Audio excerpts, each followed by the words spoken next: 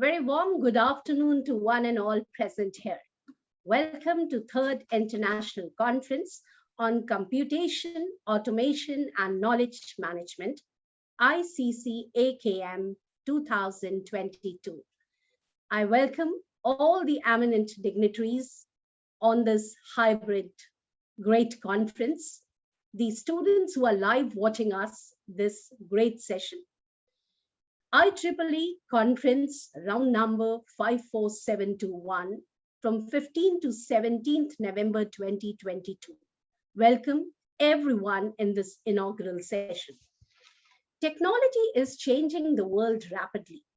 It has slowly integrated itself into almost every phase of our life. We are beginning to recognize automation as the norm. Self-driving cars are taking up road. Groceries can be ordered and delivered from the comfort of your home. You can control smart applications from your mobile phone. From science to technology, to commerce, humanities, and human development, automation has entered every sphere of our life. Having right knowledge is the key to succeed. Knowledge management is the practice of organizing, gathering, sharing vital information by connecting people together to create, share, and utilize knowledge more effectively and efficiently. The Third International Conference on Computation, Automation, and Knowledge Management is designed to create new vistas in the area of computation, automation, and knowledge management.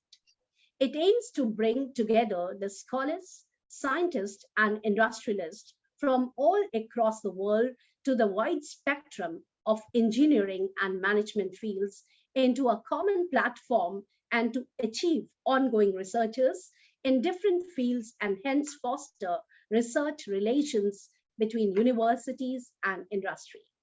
It will foster to explore the latest and upcoming trends in the next few years by collaborative interdisciplinary research in the state of art, methodologies, and technologies. Let's welcome all the knowledge management resource panelists, experts, stalwarts of academia and industry, and learners, scholars, researchers to this hybrid third international conference on computer, automation, and knowledge management. We welcome each one of you here. Before we take further, let me take the honor to invite Dr. Fazal Malik, Pro Vice Chancellor, Amity University, Dubai, for his welcome address. Before I invite him, let me all bring you to his brief bio sketch. A seasoned academic leader and a media practitioner, Dr. Fazal Malik has been appointed as Pro Vice Chancellor of Amity University, Dubai. Son of the soil and a pass out from Media Education Research Center, University of Kashmir, Dr. Fazal has over 2 decades of international exposure in education, management, journalism, and interdisciplinary research. He secured Commonwealth Fellowship in mid of 19th to study international journalism at the prestigious City University in London. In the UK, Dr. Fazal worked for several newspapers of repute, including Asian Age, The News International, and freelance for The Guardian. Dr. Fazal later joined the British Broadcasting Corporation, BBC, as a broadcast journalist and worked there for 6 years. He made transition to academic after completing his PhD in Media and Cultural Studies from the Institute of Cultural Analysis, Northampton Trent University, where he taught briefly before joining the Higher College of Technology. A strong believer in technology, enabled learning, and innovative practices. Dr. Fazal is passionate about lifelong learning. Before taking more of his insight, it's time to invite him for the opening remarks. Over to you, Dr. Fazal. Thank you. Good afternoon and welcome everyone. On behalf of our founder president, Dr. Ashok Chauhan, Chancellor Dr. Atul Chauhan, Group Vice Chancellor Dr. Gurinder Singh, CEO Amity Middle East Dr. Wajahat Hussain, I welcome distinguished keynote speakers, eminent academics, industry experts, scholars, and faculty members to third IEEE International Conference on Computation, Automation, and Knowledge Management. I welcome all who are online and on campus in India and here in Dubai, as the proceedings of this conference are live streamed across the world. I welcome especially guests here from Russia, from Hungary, who are sitting in audience, along with the study abroad program students who are also patiently listening to the proceedings and taking part in this conference. The mode, the theme, and the illustrious lineup of speakers and paper presentations at this conference in many ways reflect the essence of what Amity stands for. Technology-enabled learning, excellence in research, entrepreneurial culture, and symbiotic relationship with the industry. And above all, an ever-increasing resolve to find solutions to the problems we face today. It all comes from the vision of our leader, Dr. Ashok Chauhan, and inspirations from our Chancellor, Dr. Atul Chauhan, who constantly inspires us to break the boundaries, to push the boundaries in order to enrich the lives of our students. Wherever in the world we are, Amitians remain committed to research, innovation, and excellence in teaching and learning. Here in Dubai, Amity University is proud to be part of this innovation-led and technology-centric metropolis that's setting standards for a global smart city. Leveraging emerging technologies such as blockchain, artificial intelligence, data science, Dubai is recreating everyday experiences which are more personalized, efficient, and impactful. And Amity University is fully aligned with the strategic objectives of the UAE to make Dubai a center for knowledge-based digital economy. Dear friends and colleagues, Amity University is now licensed by the Ministry of Higher Education in the UAE, and all of our business programs are now accredited by the Commission for Academic Accreditation of the Ministry of Higher Education, while our engineering and humanities and arts programs are going through the process as I speak. The ICC AKM provides an appropriate context for us to engage with the cutting-edge research and explore all possibilities of applying this research to resolve some of the perennial and new challenges we face on a day-to-day basis. The interdisciplinary nature of this conference helps us to break the silos and encourage cross-fertilization of ideas to develop more realistic and sustainable solutions across various domains and disciplines. I'm pretty sure the presentations and deliberations at this conference will open many more possibilities of engaging technology with human ingenuity to develop a better way of knowledge management and knowledge application. After all, our endeavors and efforts have to have a social impact. We have to work towards the betterment of our lives and the environment we live in, and this conference will go a long way towards this commitment. I would like to thank and congratulate our Group Vice Chancellor, Dr. Gurinder Singh, for organizing such a wonderful conference with such a wonderful lineup of speakers and paper presenters. I once again welcome you all to the third IEEE conference, which is jointly organized by Amity Noida and Amity University Dubai in online and face-to-face mode. Thank you all. Thank you very much, Dr. Fazal Malik, for those overwhelming welcoming remarks.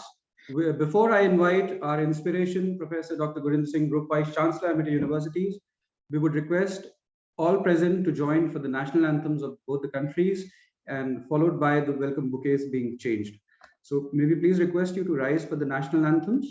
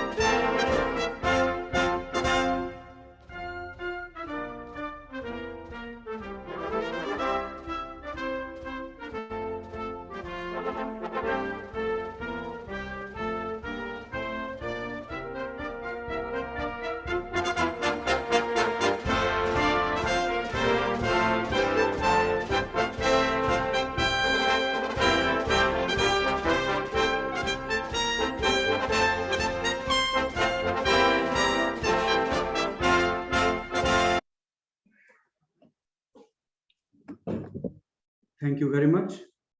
At Amity, modernity blends with tradition, and we nurture talent. Amity is thankful to all the industry stalwarts who have joined today. As a matter of tradition, as a matter of culture, it is my humble request to our Honorable Group Vice Chancellor to please welcome our guests who have joined us by giving them a bouquet. So we would request all present to give a huge round of applause to all those who are present, and we'll be sharing the bouquets.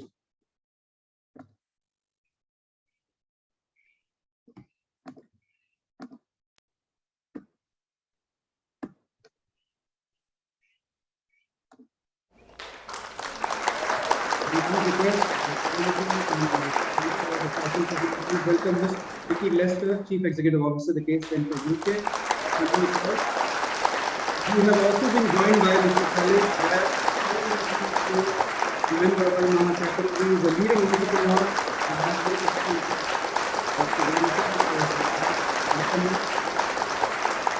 We also request Dr.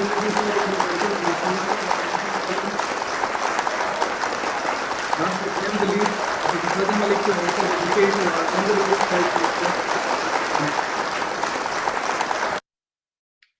Thank you very much, ladies and gentlemen. It is now time to invite Professor Dr. Gurinder Singh Sir, Group Vice Chancellor, Amity Universities, to give you introduction to the event and his opening remarks.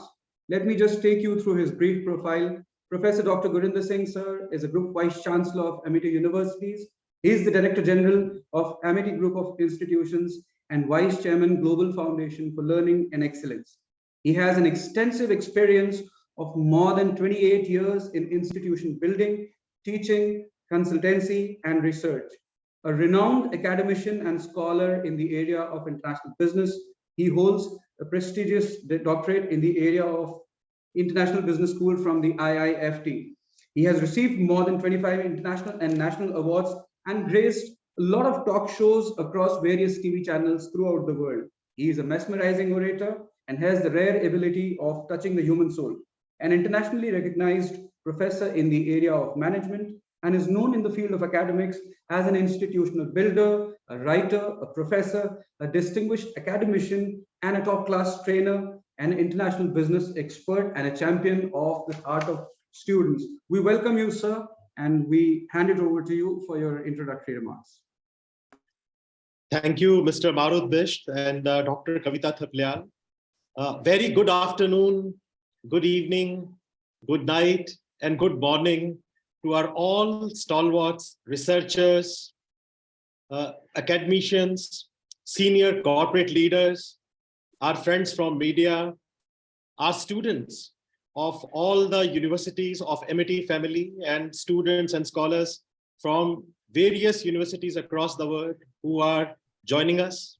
On behalf of our respected founder president, Dr. Ashok K. Chauhan, on behalf of our chancellor, Dr. Atul Chauhan, on behalf of our all trustees and 11 vice chancellors, on behalf of our Dubai campus, I can see Mr. Bajhat, CEO, and Dr. Faisal Malik, and also very senior people from Dubai campus joining us in this event.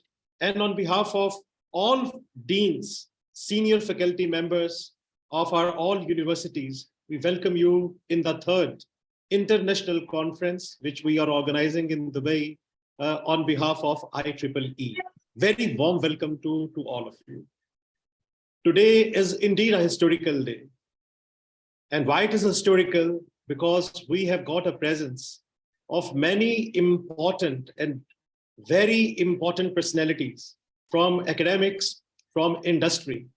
I can see our own Miss Vicky Lester, who is the CEO of the Case Center UK, joining us. We are so privileged that today we will be signing a very important memorandum of understanding with the Case Center UK, with whom we have been working from last many decades. But this formal relationship will open a new strategic relationship between the Case Center and between the MIT universities worldwide.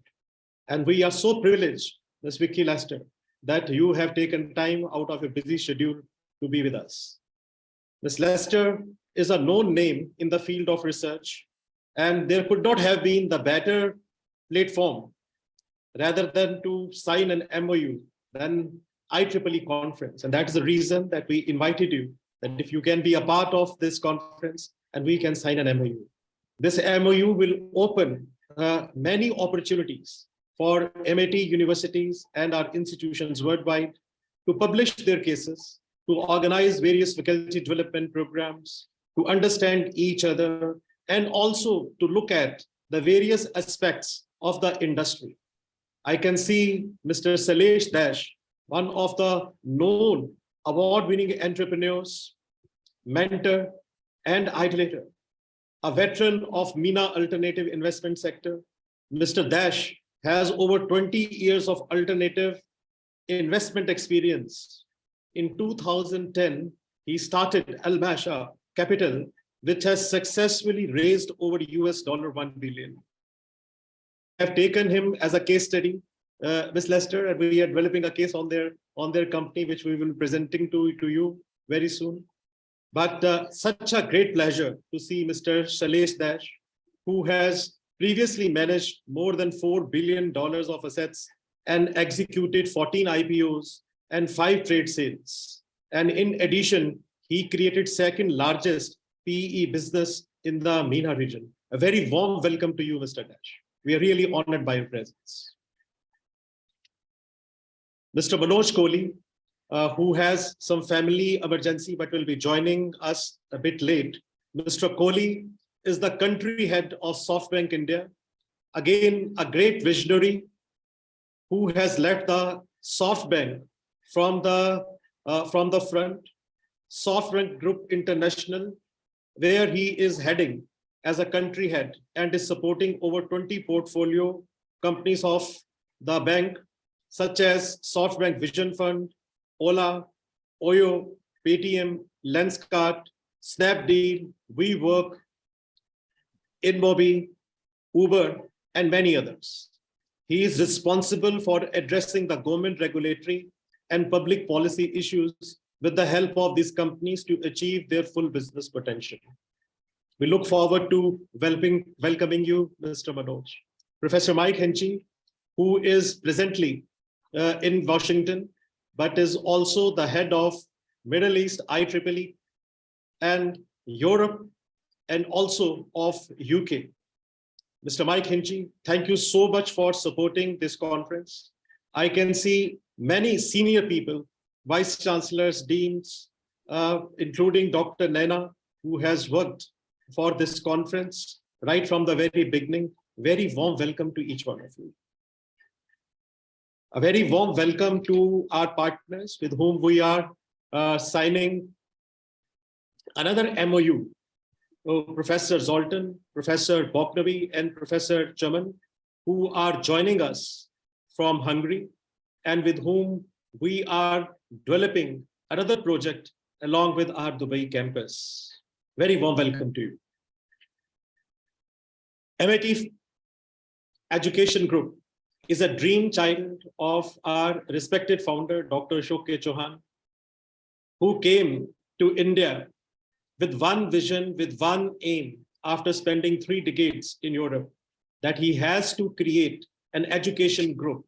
He has to create a group which should be able to give world-class infrastructure, unparalleled opportunities to the students, to the researchers, to the industry to come together and work on a common platform.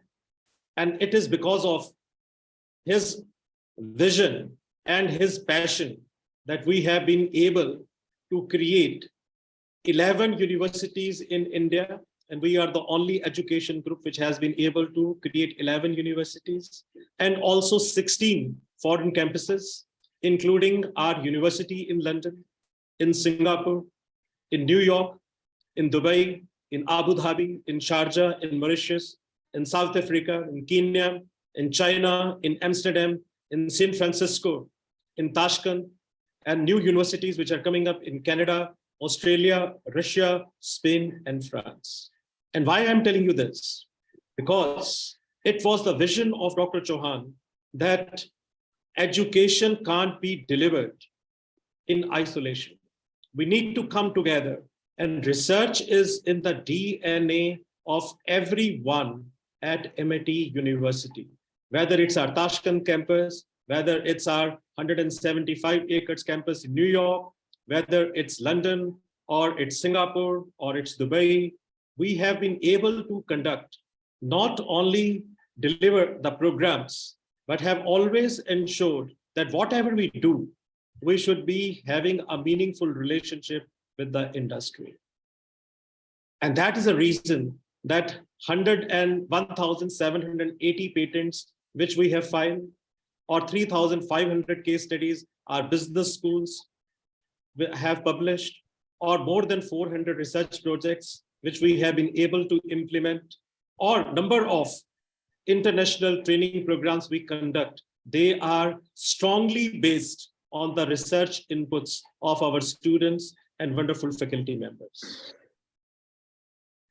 When today I speak from here, I have been told by our very learned team, and Dr. Anupma was telling me just before this session, that not only we have been able to come up with the 2 books on the case studies, which we will be presenting to you, Ms. Lester, but also in this conference, with the help of our very dedicated research team in Noida and a research team in Dubai, we were able to get more than 248 research papers. Our core team has been able to do screening day and night with the help of external researchers. And 43 research papers will be presented from Dubai and from India on the virtual and on the physical board.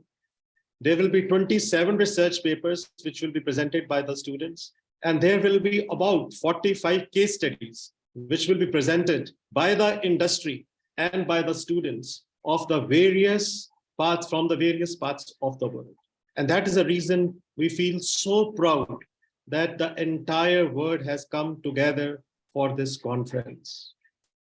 When we speak from here, we also feel so proud to announce that for the first time, IEEE, under the able leadership of Professor Mike Hinchey, who has just been elected has approved the next conference to be held in December 2023 in Dubai, where for the first time, research awards for the MENA region will be announced.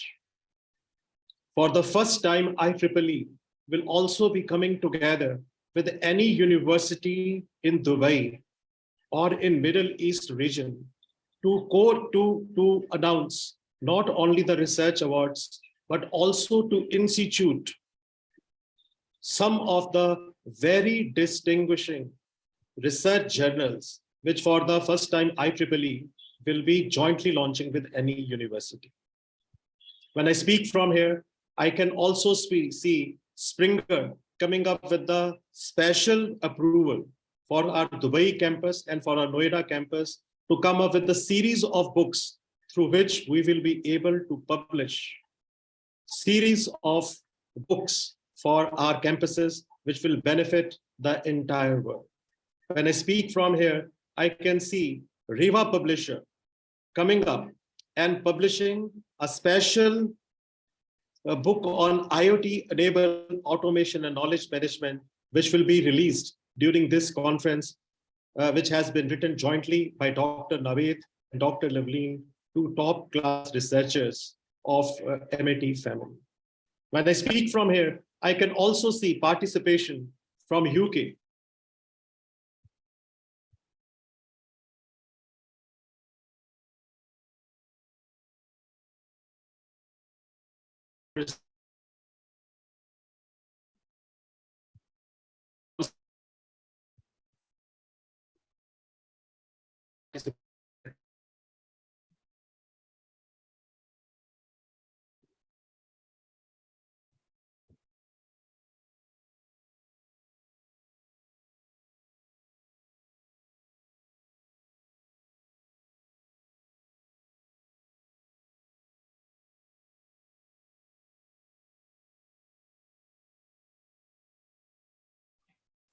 I think due to some technical glitch, there is some turbulence.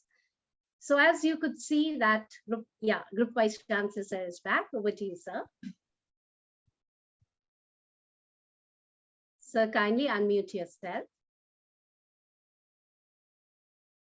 I'm sure that through this conference, we will be able to come out with some amazing conclusions. But once again, on behalf of MIT family, on behalf of our founder, our chancellor, and our all vice chancellor, and on my own behalf as a group vice chancellor, and on behalf of our Dubai campus, Noida campus, and all universities, I welcome each one of you. It is such a privilege to see all of you from across the world in this conference. Thank you so very much.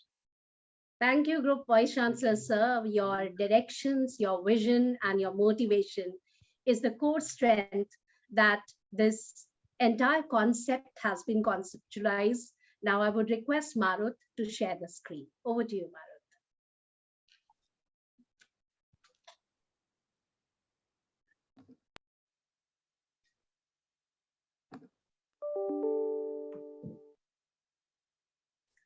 Ladies and gentlemen, it is our proud privilege to give you the curtain raiser for signing of the MOU with the Case Center UK and Amity institutions, India and worldwide, for an academic cooperation. We would request Honorable Group Vice Chancellor, sir, to do the honors of inaugurating the center. With your permission, sir. Thank you. Sure.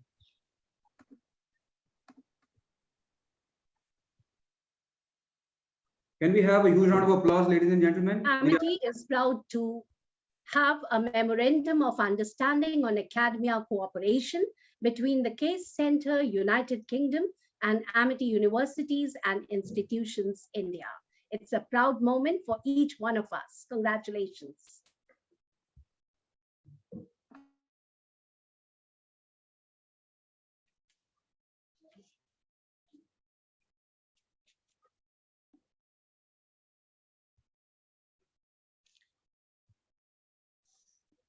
It is now time to invite Professor Vicky Lester for her keynote. She is the Chief Executive Officer of the Case Center UK and a world-renowned academician and visionary par excellence. So I will just take you through the brief profile of Ms. Vicky Lester. Vicky joined the Case Center in 1991 and has worked in many areas of business, including sales, operations, and systems. She was appointed Deputy Director in the year 2008 and worked alongside the previous director on planning and implementing the organization's strategies. She regularly represents the Case Center as a speaker and a moderator in conferences, webinars, events around the world. She also enjoys reviewing judging cases for a variety of case writing competitions. She is the editor-in-chief of the Case Center's journal, the Case Focus, the Journal of Business Management, Teaching Cases, Middle East and Africa edition. She holds a diploma in management studies from De Montfort University, and she has also completed the business growth program at the Cranfield School of Management. Without further ado, may we please request all present to welcome Ms. Vicky Lester, and we would love to hear your enlightening thoughts. Over to you.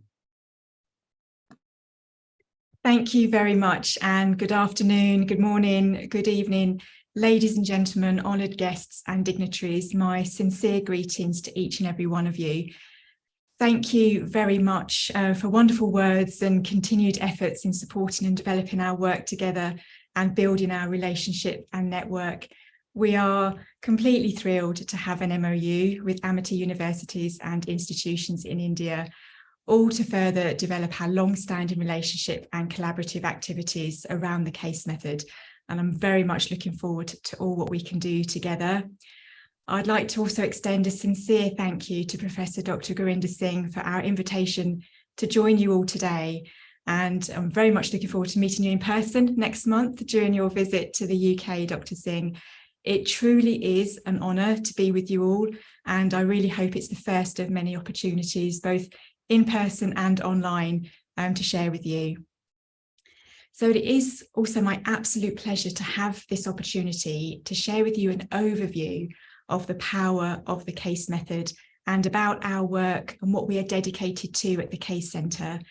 And as I share with you, I hope that you can relate and see how our work both complements and contributes to each of your expert areas of work and activities.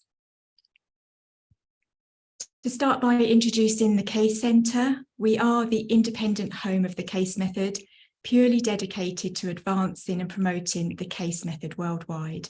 And we're a not-for-profit registered charity. We will also be celebrating our 50th anniversary next year, so watch this space for how we'll be celebrating.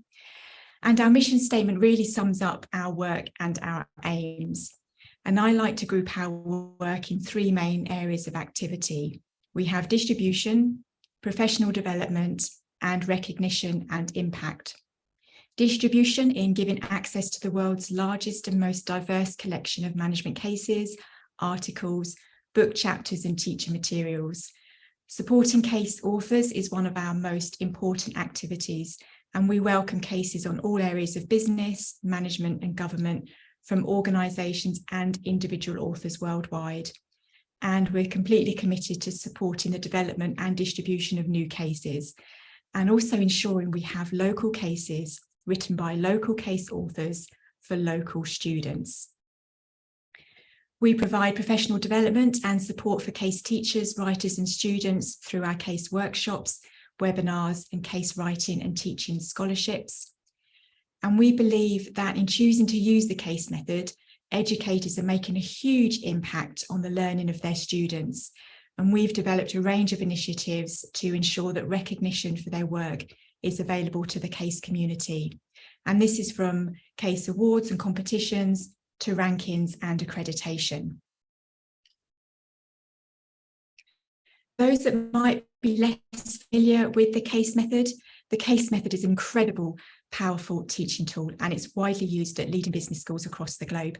Cases themselves describe real-life business or management situations that present business executives with a dilemma or uncertain outcome.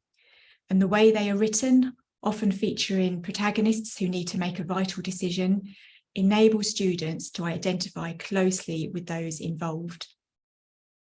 Students can gain a huge amount from the case method, and this is all within the context of real-life decision-making. They can learn business and management theory, while at the same time developing a wide range of vital skills.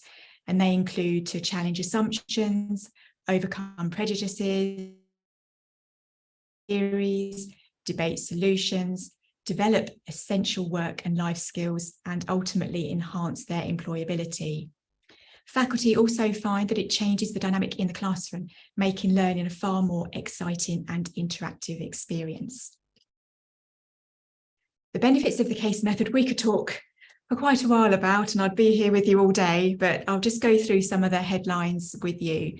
So one of the main headlines is that it does exactly bring the real world into the classroom for students, with real life business situations being discussed. It combines the power of storytelling. Who doesn't love a story? It combines storytelling with critical discussion, shared experiences, and rigorous academic practice and theory.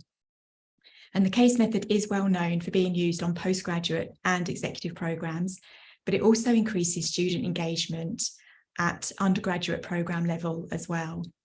And successful case teaching session often involves a range of different activities just to help maintain interest and appeal to different learning styles of students. So these can include role play, group discussion, breakout sessions, student presentations, even while in the character of the case protagonist. And multimedia can help to engage and inspire students, perhaps particularly for those resistant to traditional written cases. So you have online discussion groups, virtual worlds, social media, video, web-based cases. These can all be introduced as part of the mix. And the case method is also a great vehicle to bring sensitive and sometimes challenging topics into a classroom for discussion. For example, there is significant educational value for students exposed to cases with diverse protagonists and/or diversity, equity, and inclusion topics. And when you see the case method in action, it really does bring a classroom to life and lessons that students remember for life. Another benefit is its ability to engage students in teaching environments, and it naturally lends itself to increasing the interactivity of online sessions. So the case method is one of the most versatile and flexible pedagogies for any teaching or learning environment. And this was certainly highlighted throughout the pandemic, as it opened many more opportunities for schools to extend their reach in their education of students globally. Another benefit is that there are many different formats cases can take, which I just slightly touched on, and they all act as a vehicle to bring an enriched discussion into the classroom. So you have your short cases, your comic strips, multimedia, simulations, live cases, virtual reality. All of these bring that discussion into the classroom, which is what it's all about, the participant-centered learning. This is one of my 5 favourite images that I'd like to share with you that really demonstrates the impact cycle of cases. So you start at the top there with that rigorous research you're all carrying out, and moving on with that research, it really develops the relationships you have with business. So really bridging the gap between industry and academia. And then one of the outputs of that research is to write a case study. When that case study is written, it goes into the classroom to engage and inspire students, bringing the real world into the class. Then moving on, it can be distributed for us to widen its impact even further. And then through all of the recognition that we do, it's recognised, and the author's profile and the school's profile is just raised even higher. And then it repeats back to that rigorous research all round. And that's a continuous cycle, which this demonstrates it brilliant for me. It's what I really wanted to show you today. And there's lots more I can share and talk with you about when it comes to the case method, but I know there'll be many more opportunities.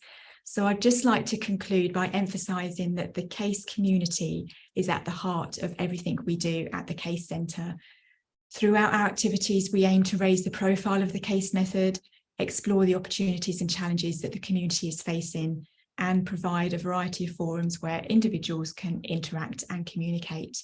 And we are completely passionate about the work we do in bringing the real world into the classroom for students, helping educate our future leaders with them having rich experiential learning and lessons they'll remember for life.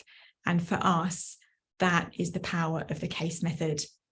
I'd like to thank you all very much, and I wish you all the very best for a wonderful conference together And I really look forward to seeing you again very soon. Thank you very much. Thank you, Professor Vicky. It indeed reflects in the presentation that how important is case writing and cases life. It synergizes the simulation between mind and experience. And that's how the cases bring life in life. So now the time has come to invite Mr. Sailesh Dash, award-winning entrepreneur, ideator, member, author, and philanthropist, and founder, CEO, and a member of Intellectual Thinking Minds. Before I invite him to address each one of you here, let me take you all to his quick bio sketch. Coming from a humble background in the city of Puri, Odisha in India, Mr. Sailesh came a long way by building new successful businesses in the Gulf, while raising multi-billion-dollar funds for various corporations, as well as working on a new business venture ideas and bringing them to fruition. His purposes in life is to create successful businesses, taking great ideas and making them into valuable, profitable entities. His core belief is based upon adding values to society through increasing employment and improving financial literacy to make as many people financial independent and humble processions of tomorrow. Failures and rejections have not let his spirits down, but encouraged him to keep trying to build the perfect organization which can stand the test of time and would generate significant stakeholders across the world. Over to you, Mr. Shailinder. We are very excited to look from your experience, and students are pouring me a lot of questions that, they are very excited to listen from you, your story, and what is the magic that you spell in the mind of people to generate ideas to reality. Over to you. Thank you, Dr. Kavita. Yeah, Mr. Dash, we will also take this opportunity to welcome our Honorable Chancellor, Dr. Atul Chauhan, who has just joined us.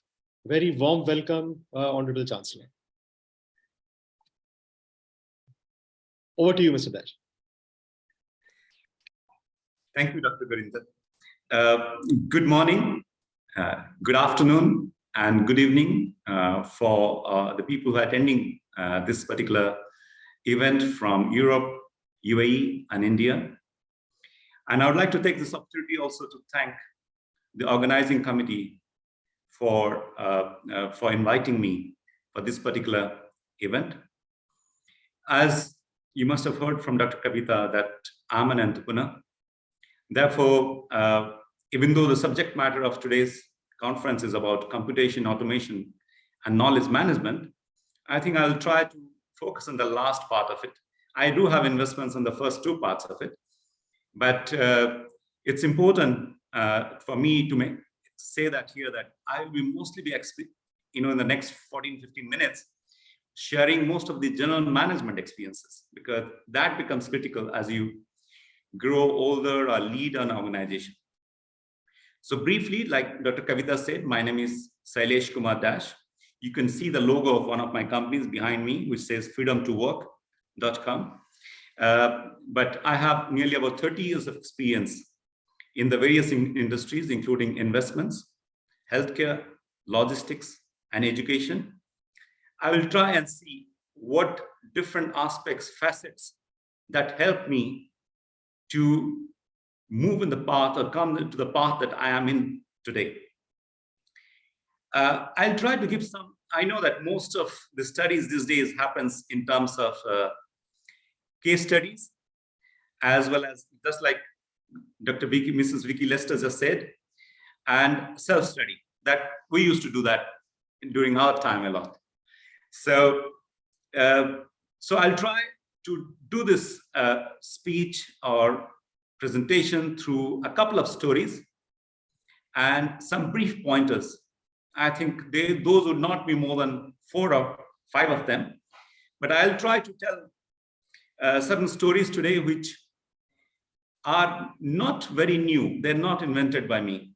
They have been there for ages, and they are available on social media in various facets. You can have various facets of those stories being told in the social media, because nowadays everything is available on the social media.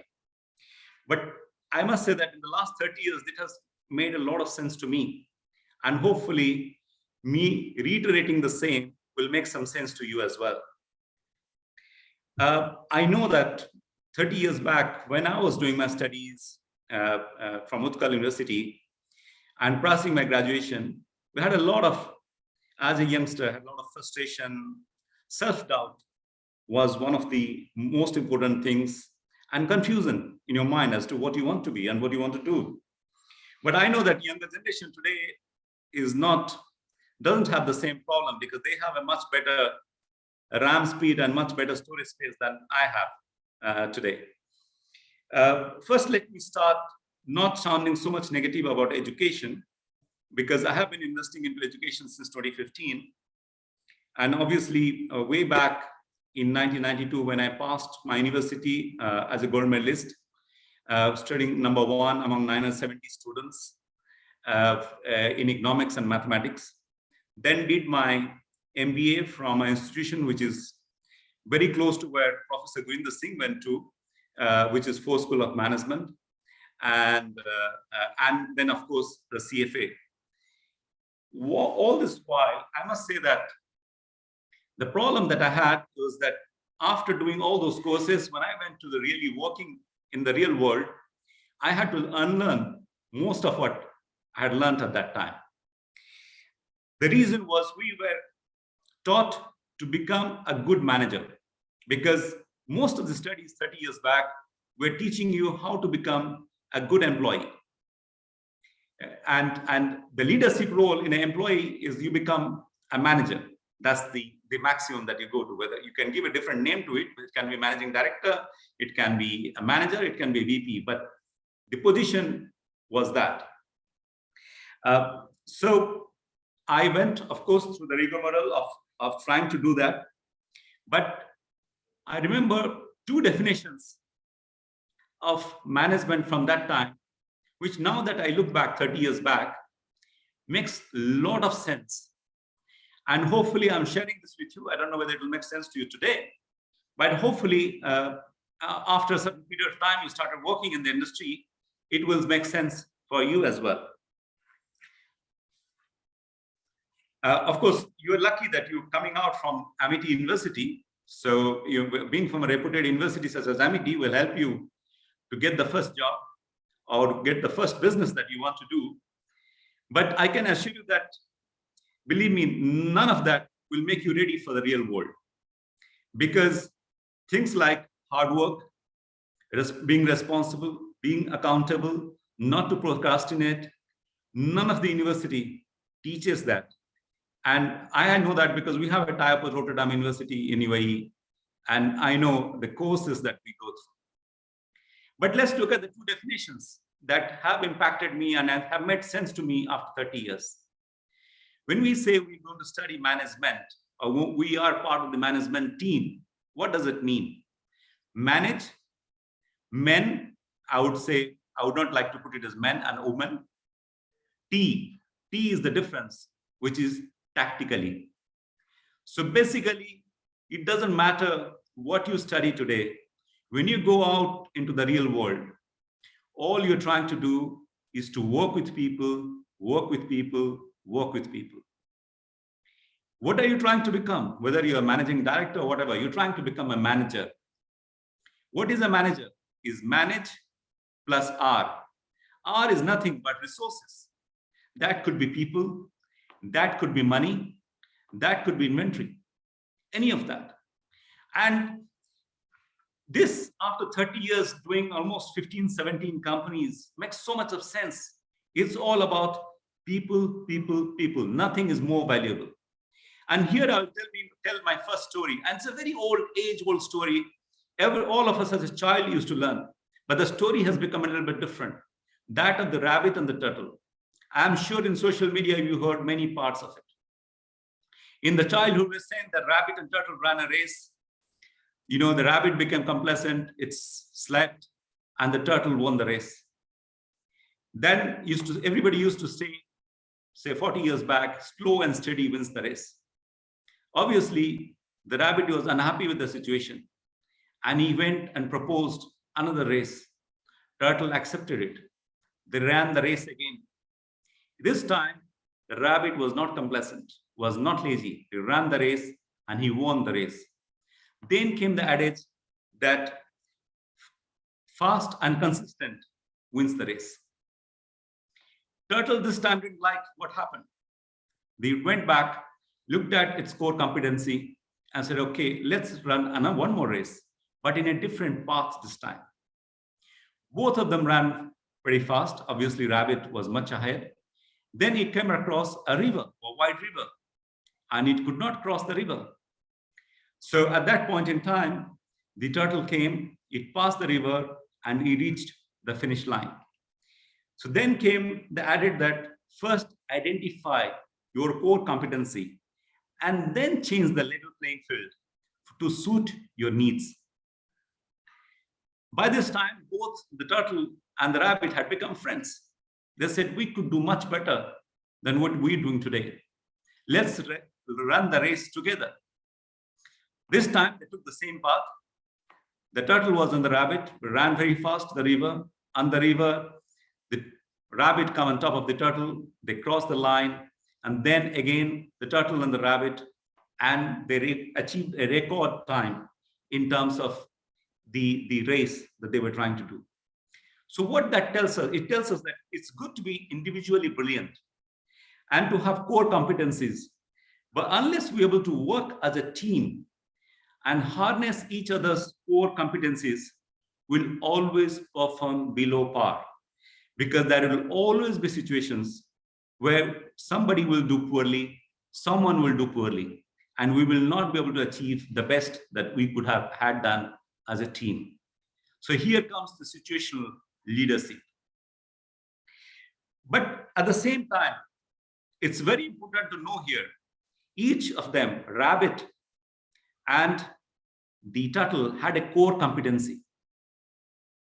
So it's very important that each one of us, it doesn't matter what we're studying, all of us should have one core competency, whether that is coding, whether that is security, whether that is presenting very well, whether that is people management, whatever that might be. Please make sure each one of you have a very core competency. If you don't have that, the team might not need you. Then you're not part of the team. So it's very important that you have one core competency at least. What that also tells us that we should try and meet as many people as possible, make as many friends as possible, and work with as many people as possible. But always don't forget to keep an honest and a pure heart. I know in the dark ages it's very difficult these days to have that, but it's always quality over quantity. That's very important in the relationship. And I can tell you this today, by being with people, you have many advantages. The first is your health and your mental stability. This is one of the core things that will help you when you develop your own business or even the top management. You'll realize that this is important for you. Now let's look at the other second part of the success, or essential for success, the point that I want to make. Now, unfortunately, on this part of it, none of us have any control. But there are situations that we need to learn from and maybe be ready for it. This story will only make sense to people from India who know a little bit about the movie industry. In 1936, there used to be a famous movie production house in Bombay known as Bombay Talkies. At that point in time, the famous producer, Dr. Himanshu Rai, was producing a movie. The hero of the movie was Mr. Nazmul Hasan, and the heroine was Devika Rani. The movie production house had already raised the money, and they were shooting the movie. Somewhere in the midway, Mr. Nazmul Hasan and Devika Rani fell in love and ran away. it was a big shock for Mr. Himanshu Rai, because obviously he had taken so much money from investors. It was such a big production. Half of the movie was done. At the same time, there was a graduate known as Mr. Kumud Lal, who had joined the Bombay Production Talkies as a lab assistant. Let's keep him for the side for a time being. But at the same time, the Bombay Talkies team somehow get to Devika Rani and they said, please come over and let's complete the movie. She came back. But at this point in time, the director and the movie producer, Mr. Himanshu Rai, did not want to have Mr. Nazmul Hasan as his actor. And he went on and said, I can make anybody an actor. And he proposed Kumud Lal, who was not so good looking, not an actor, never did acting, to become an actor in the movie. And as a result, he was not interested. He said no to it many times. And people were surprised that why he's playing with the financiers' money. Anyhow, the movie got completed. It got released. It went well. Mr. Kumud Lal, from there onwards, did 3-4 more movies. That also ran. And then he had a brother in his village whose name was Abbas Lal. He said, why don't you, I'm well placed now. We can find a job for you. Why don't you come over to the city of Bombay? And now let me tell you the name of these two individuals. Mr. Kumud Lal was known as Mr. Ashok Kumar, and Mr. Abbas Lal was Mr. Kishore Kumar, who was one of the most famous singers that I love the most. I don't know whether younger generation listens to them still.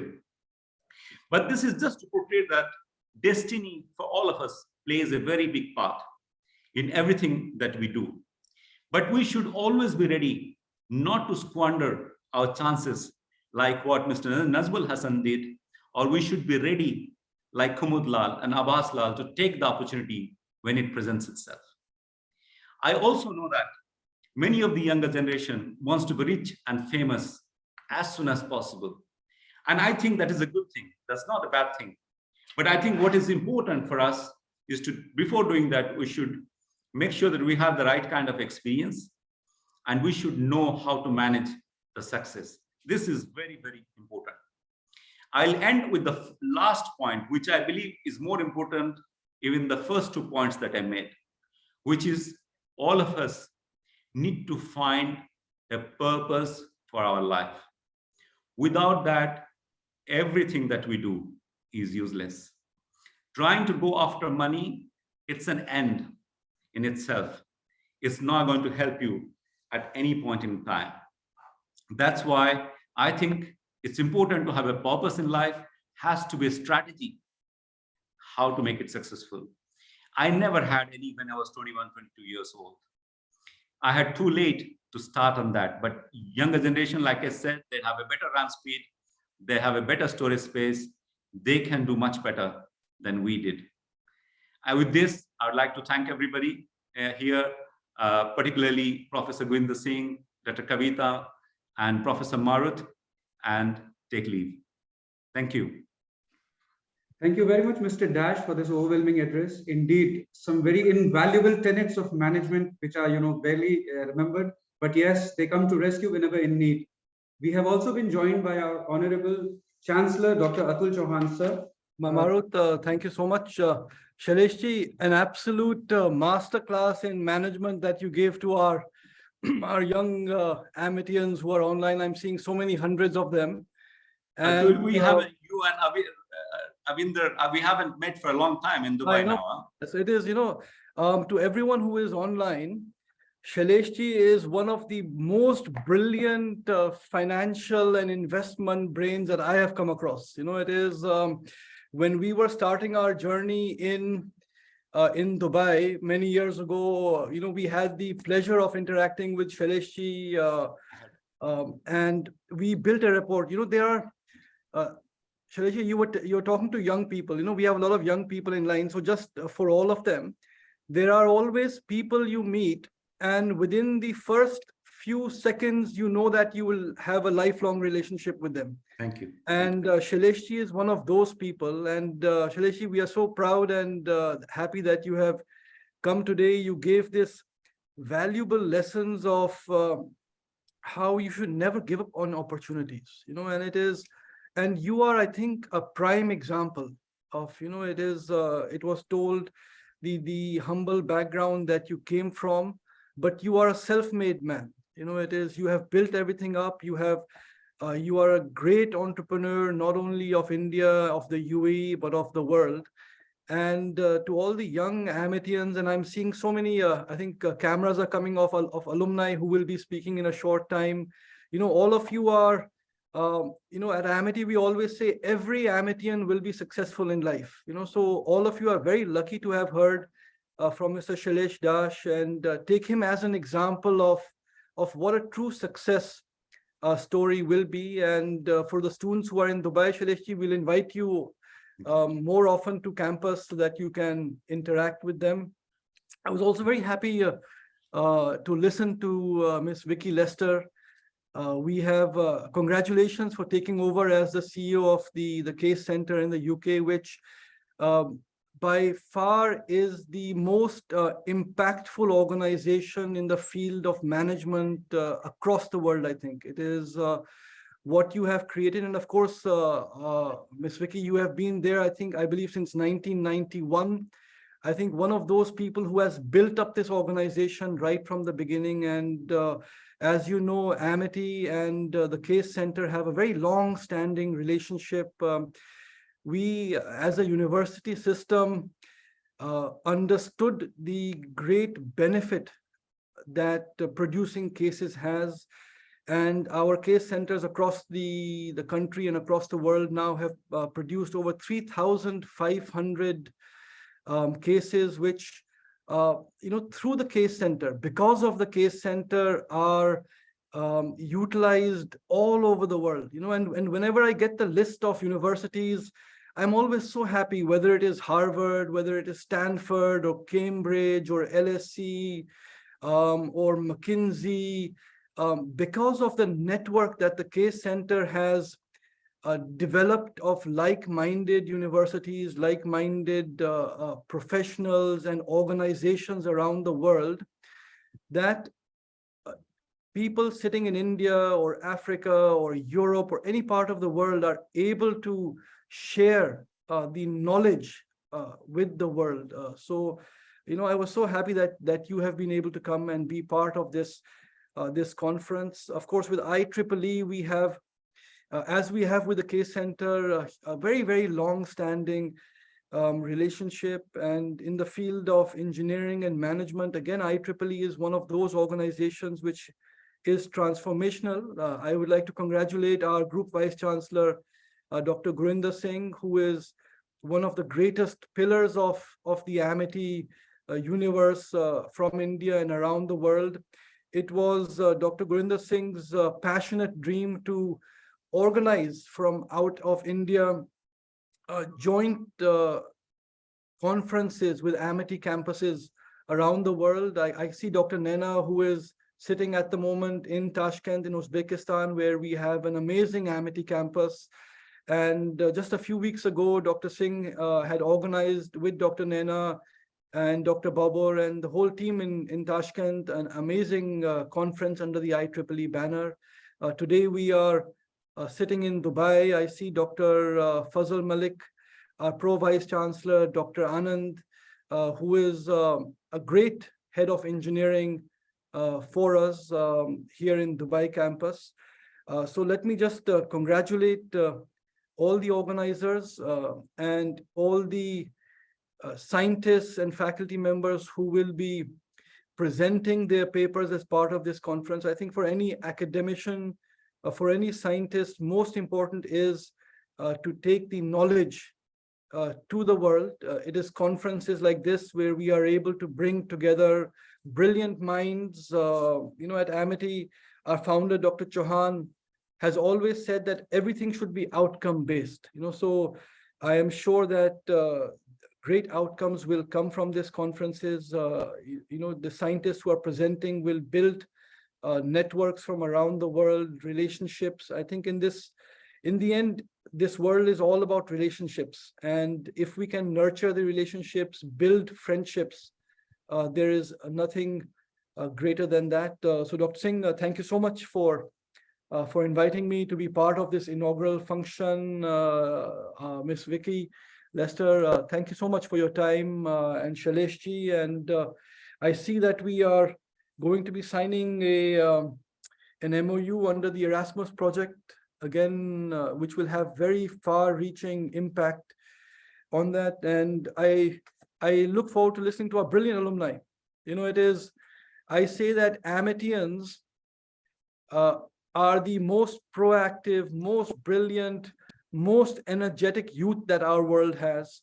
And Dr. Chauhan's dream was that we will nurture the most brilliant young boys and girls across the world, but who all have one mission in mind, and that is, how can we make our world a better place to live in, a happier world to live in? And collectively, you know, conferences like this are just one example where people from all over the world have come together, but with that one mission, that how can we improve society? That is what Amity stands for. That is what I believe everyone who is part of this conference stands for. So with that, all the very best to all of you. Thank you. Thank you very much, Honorable Chancellor, sir, for those visionary thoughts and telling the philosophy of Amity. I remember very vividly that when we joined, our Group Vice Chancellor, who's also my teacher, and from your own self, we have heard that Amity is as good as we make it, and our names will be associated with Amity for all times to come. So a hearty welcome to all my alumni colleagues also. Before we start the felicitations of our guests and keynote speakers, we would request Honorable Chancellor, sir, respected Group Vice Chancellor, sir, Professor Vicky Lester, the Chief Executive Officer of the Case Center, Mr. Sailesh Dash, who is the entrepreneur from UAE and our keynote, to please join us for the launch of Erasmus Plus project at Dubai. I think the team has joined in collaboration with Amity Dubai and Professor Jolton Illy, Dr. Chaman Verma, and his team members have been joined by Dr. Fazal. So we would request them to please say a few lines. Over to Fazal, sir. Thank you. And we have a professor from Hungary here. And can I hand over to you, please say a few words? Thank you very much. First of all, thank you very much for invitation to talk here during this opening ceremony on this conference. So we are here during this conference time, but our original journey is according to a new Erasmus Plus project.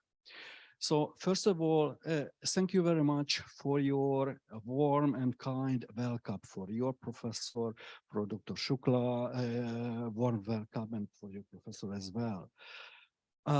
As I told you yesterday as well, I would like to repeat it today on this from this chair.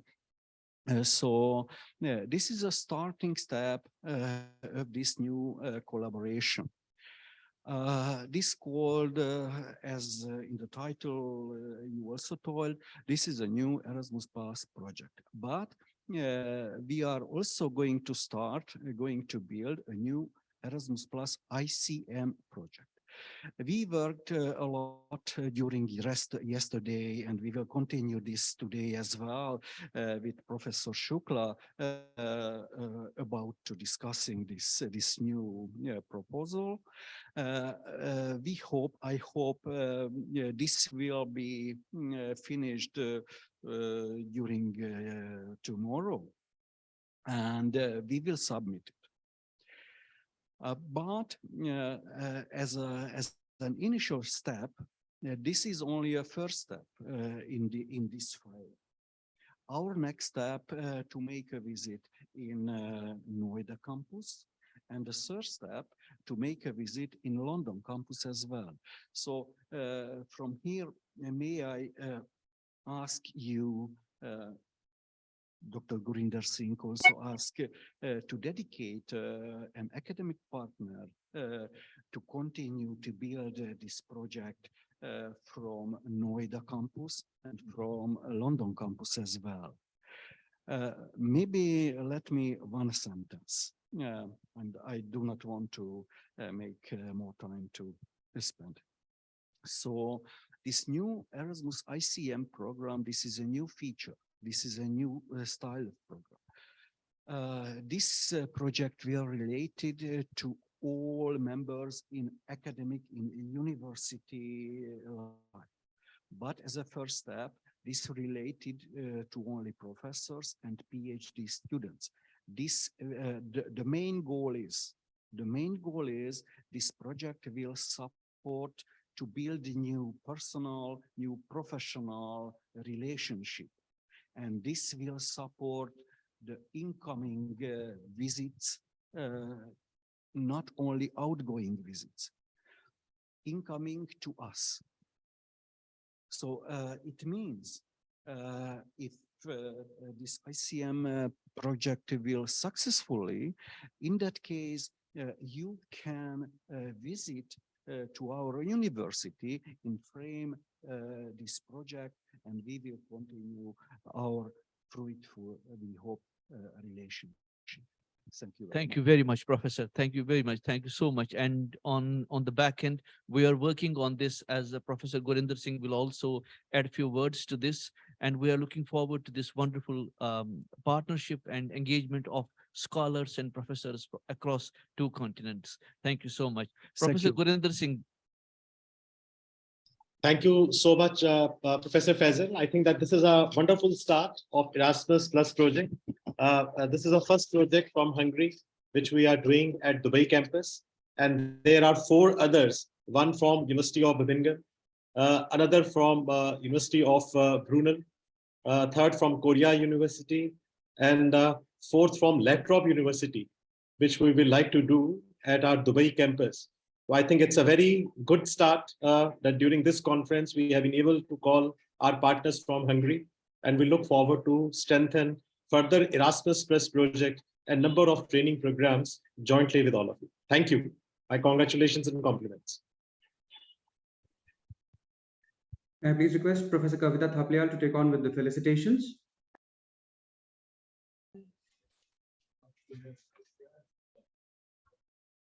Thank you, Marut. Kindly share the screen.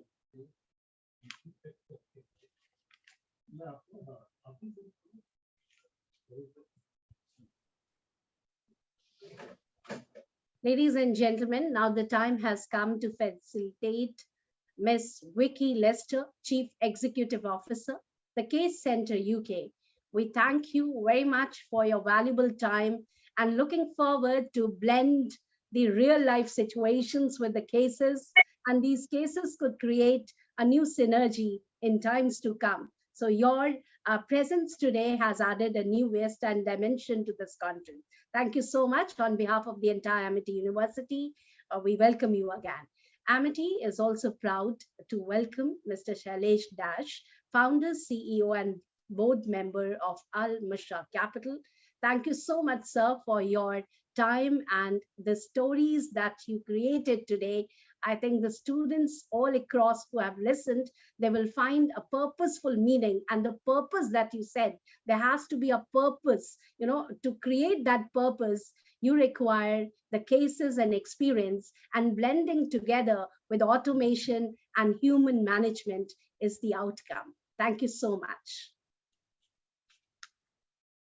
Ladies and gentlemen, now the time has come to invite Professor Anand Kumar, Dean Engineering, Architecture, Interior Design, for the closing remark for this session. Over to you, sir. Thank you, Dr. Kavita. And I think it's been a wonderful session. And I think Dr. Atul Chauhan, our Chancellor, said earlier that it's all about relationships. And I was reminded of our discussion with Professor Zoltan yesterday, where he said part of the Erasmus purpose is to first build up they come here to build up personal relationships, and then they make subsequent visits for the professional. So ultimately, first you have the personal relationships built up, and then it is the professional relationship. So it was a wonderful reaffirmation of what we heard today and yesterday. I would also like to, thank Professor Dr. Gurinder Singh. I'm super thrilled about the IEEE Middle East Awards for us to be the host in 2023 conference. And I'm super thrilled about it. I look forward to it. And I'm sure it'll be a great opportunity for universities and individual researchers in the region to get these awards. I'm super thrilled about it. And I'm also looking forward to this conference where we are having a variety of papers being presented. We have case studies being presented, and we are also going to have quite a few students. I know that from Hungary itself, we have a couple of PhD students who are here. And I think it's a great opportunity for the PhD students to present in front of an audience. And as always, we know that one of the key things about a conference, which is different from a journal, is that in the conference, you bounce off ideas, you discuss with others, and then you take it forward into a journal paper where your ideas are refined. And I recall what Dr. Fazal Malik, our Pro Vice Chancellor, said in the beginning, because this conference is about computation, automation, and knowledge management. He brought out the importance of data science and artificial intelligence. I'm sure we will see some number of papers that connect the automation and computation to data science and artificial intelligence. And I think what captured my attention with Ms. Vicky Lester, Professor Vicky Lester, she said case studies bridge between the industry and academia. That's very, very true. Secondly, she said it's also an incredible, powerful teaching tool. And I'm proud that MIT University Dubai has in fact produced a number of case studies which are very specific to the Middle East. That means they are Middle East centric case studies that we have here. And more often than not, and I would say, if not all the time, I know our faculty use their case studies in the classroom through role play discussions. And we have a case study center in MIT University Dubai, headed by one of our colleagues. So I think, and I think she also talked about virtual reality discussions, role play, and simulations, where in all of these things, there is an element of technology as well. Now, I think Mr. Shailesh Dash talked about, he said, I really liked his illustration. I really liked his illustration about the turtle and the rabbit first being competitors, and then the competitors becoming cooperators, which is great because, in fact, even in telecommunication, in cognitive radio, spectrum sensing, you have cooperative spectrum sensing. So the concept of cooperative tech is even coming into the technology. So cooperation is a core thing. And of course, to have a cooperation, as he rightly pointed out, we need to have a core competency. And I'll also like to point out that he said that something about not squandering chances. And I think all of us, we can adapt that thought into our own research areas, where we can say that every opportunity we get to do research and come out with meaningful results is something that we should never miss. And he talked about a purpose for life. And the context of research, I would say that ultimately as researchers, we all believe in solving problems that are relevant to the community. And that's so important, solving problems for the industry and solving so that our community can have better lives, and we solve the problems, whether it be in the education sector, in the health sector, or in technology sector. Ultimately, it is for the benefit of humankind. And then I think these were the wonderful thoughts that we have had. And I would like to really say that I look forward to this conference, and I believe it's going to be a great opportunity in the sessions that follow, where we hear, we discuss, we dialogue, we share, and we question. And that's important. Questioning is an important part of research. We're not questioning with the intention to get clarity. And I think, in fact, the questions, and one of my experiences with whatever conferences I've gone to, is that questions actually provoke me to thinking and finding the gaps in my research, and then find future research opportunities, as well as to fill the gaps and make it a stronger research result. With that, I would like to say thank you so much for this conference. Once again, I would like to say thank you to the founder president and to the chancellor, to Professor Dr. Gurinder Singh, our CEO, Dr. Wajahat Hussain, Dr. Fazal Malik, our pro vice chancellor, and to above all, to each one of you in the audience, both online and in person, because you're the one who will make this conference a success. Thank you so much and wish you all the best.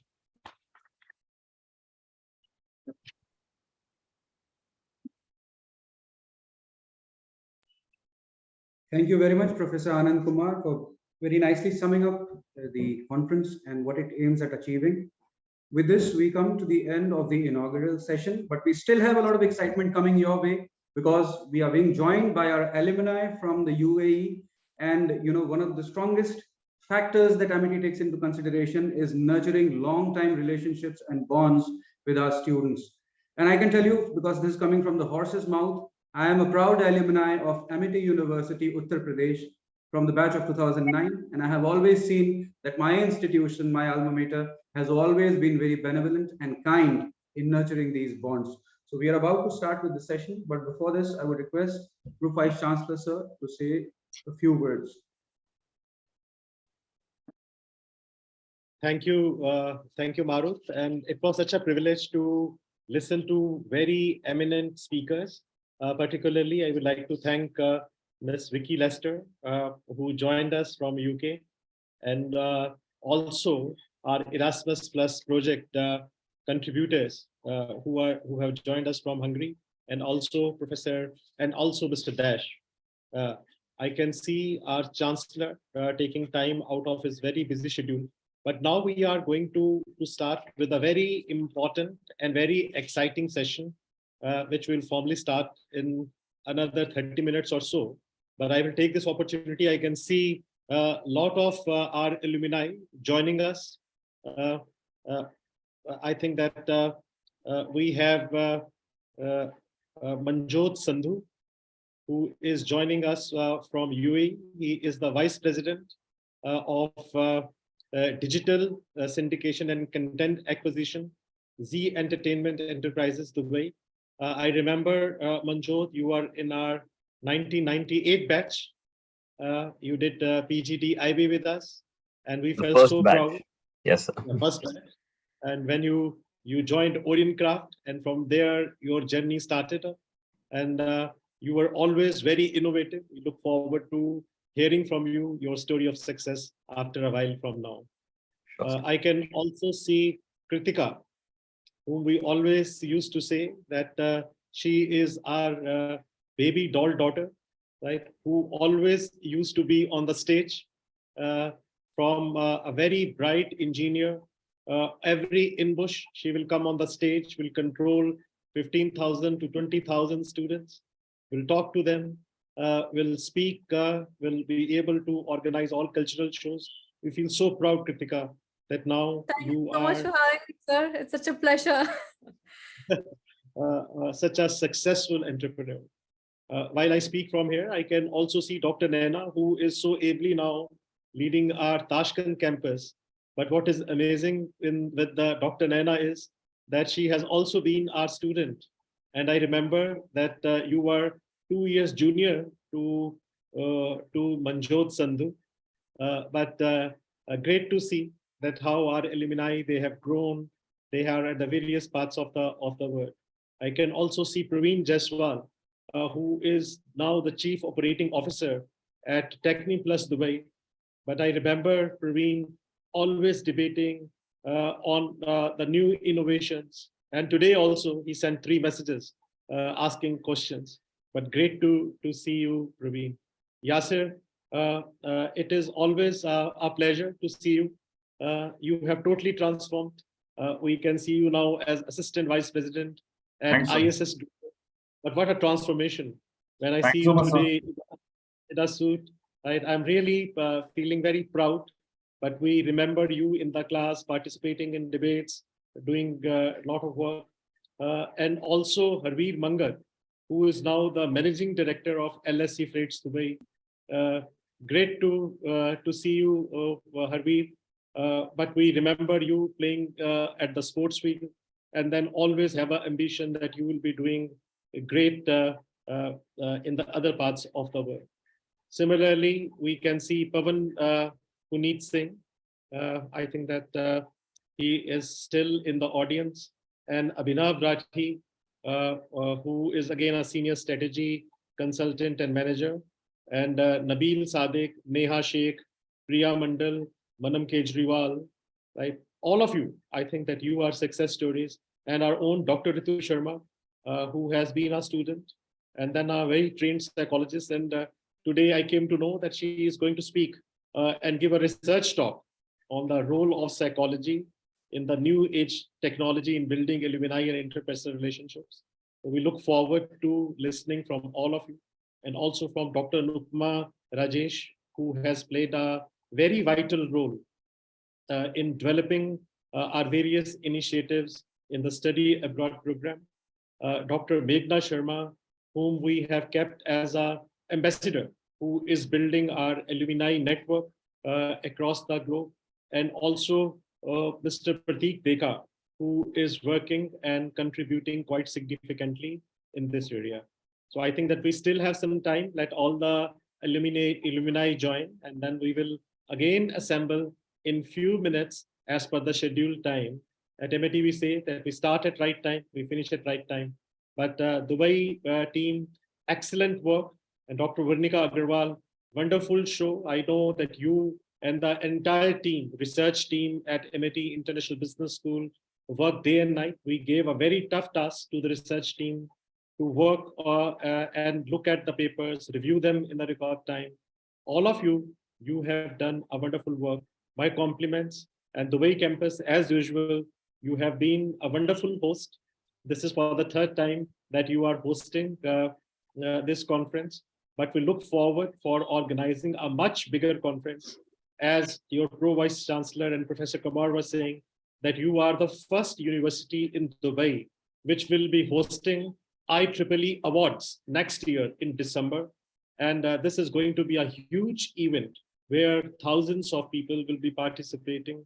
And we see number of companies approaching to us saying that we would like to collaborate, but we look forward for a much bigger event next year, where the first time MENA Awards, IEEE Awards will be given to the leading researchers of Middle East and of Africa. And thank you so very much. It was wonderful to see you, to each one of you during the inaugural. Thank you very much.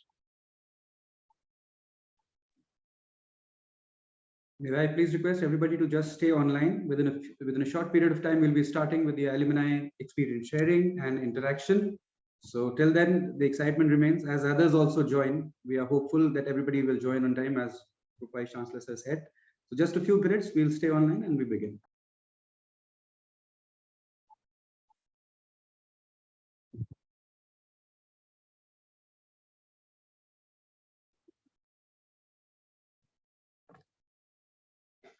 Good evening, ladies and gentlemen.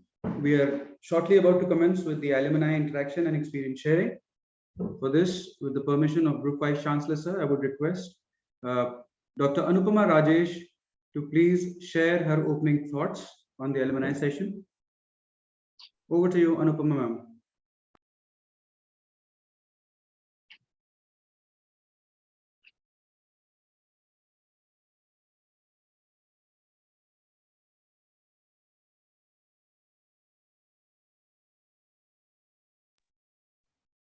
May we also request all alumni to please switch on their cameras so that we can spotlight you.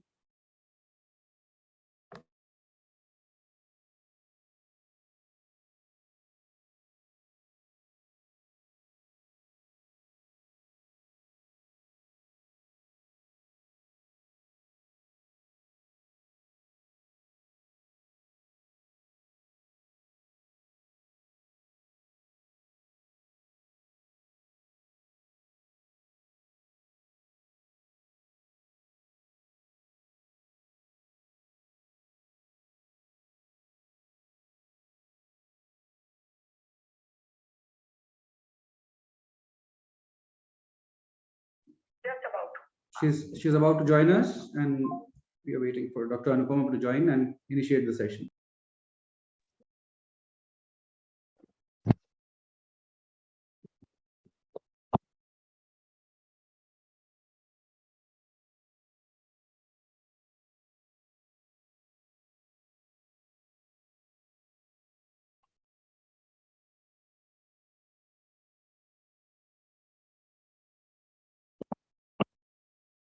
Over to you, Dr. Duppa.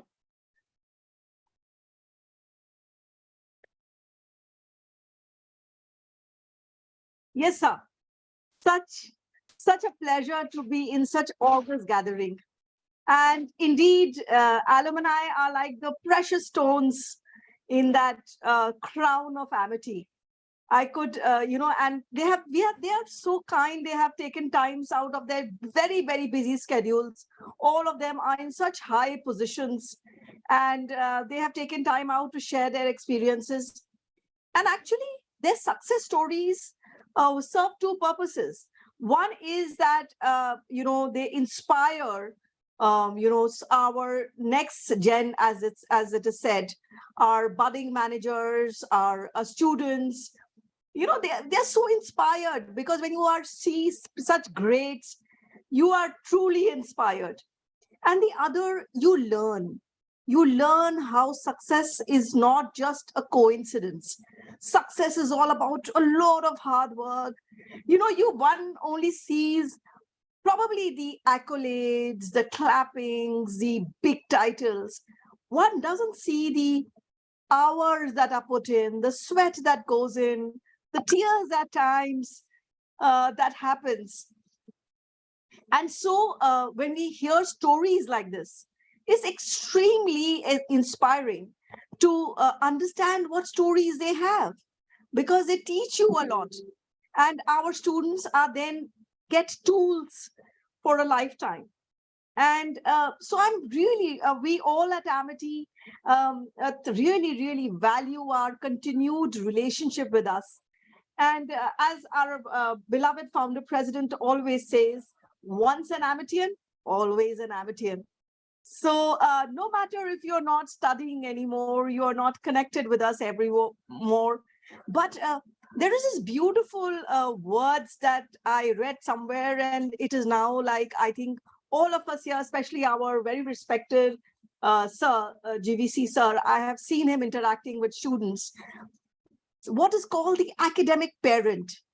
We are like your parents.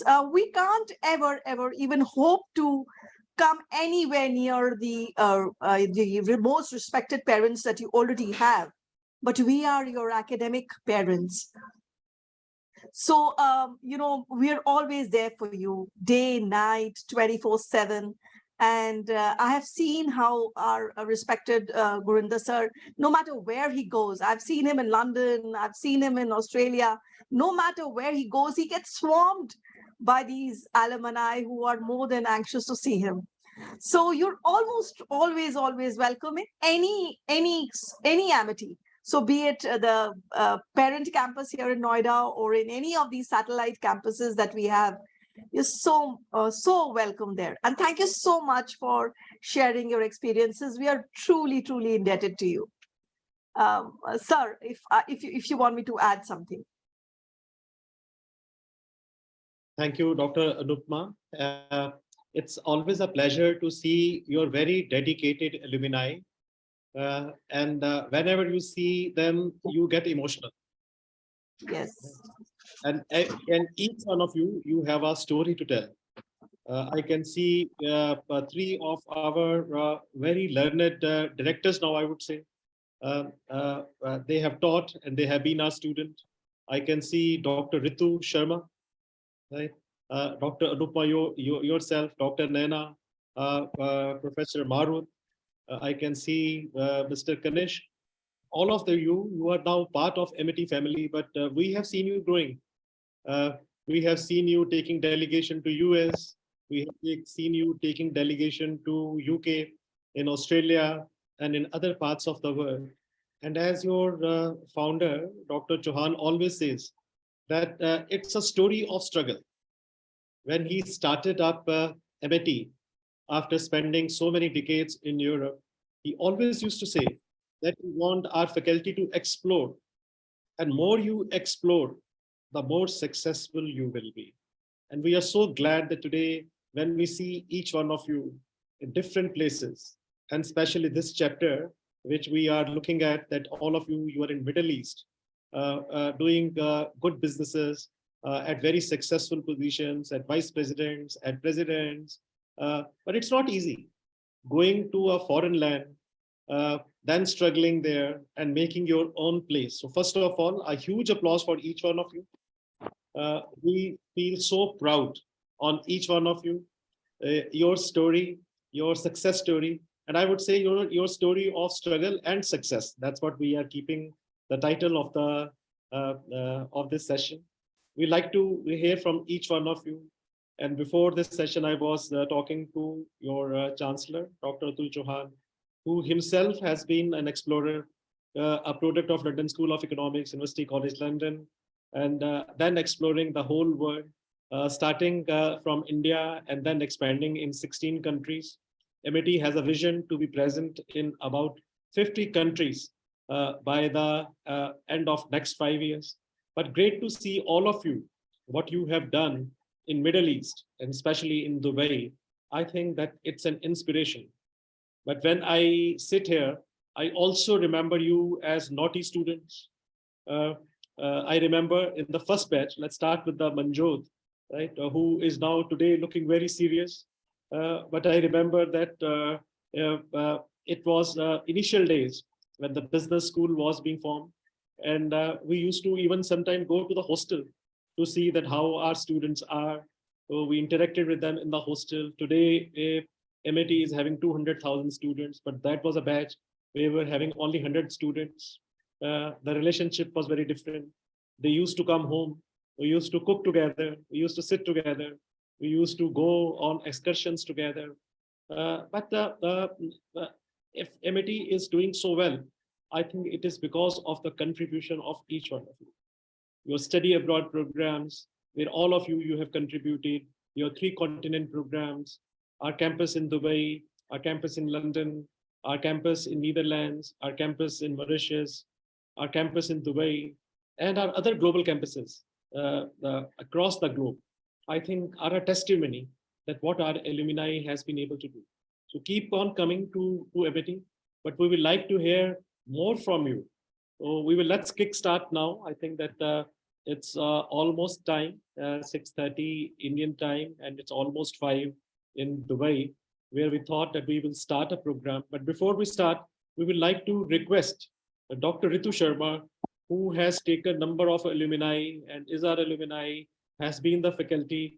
Today, we see her as a great psychologist, to understand from her that what kind of tools you have created and how alumni, how social interaction can take place from the psychological angle. And then we will request our alumni to tell their story of success. First of all, your story, how you are doing and what kind of tools you are creating and what you have to say. Dr. Ritu. Thank you so much, sir. And I would first like to thank the organizers of this conference, this international conference. Would like to heartily thank Founder President, sir, Atul Chauhan, sir. And of course, since I know Asim Chauhan, sir, also, I would like to thank him and the entire Chauhan family. Would like to thank Gurinder, sir. I think more than a student, more than a faculty, I have taken him as a mentor, as somebody who is ideal a person to guide your steps for the future, and of course somebody who keeps you motivated. It's just a few words from his mouth that keeps you going like anything. If you're down, I would say as a psychologist also just speak to him and he'll be like, make you up and kicking and you will be all rocking, trust me.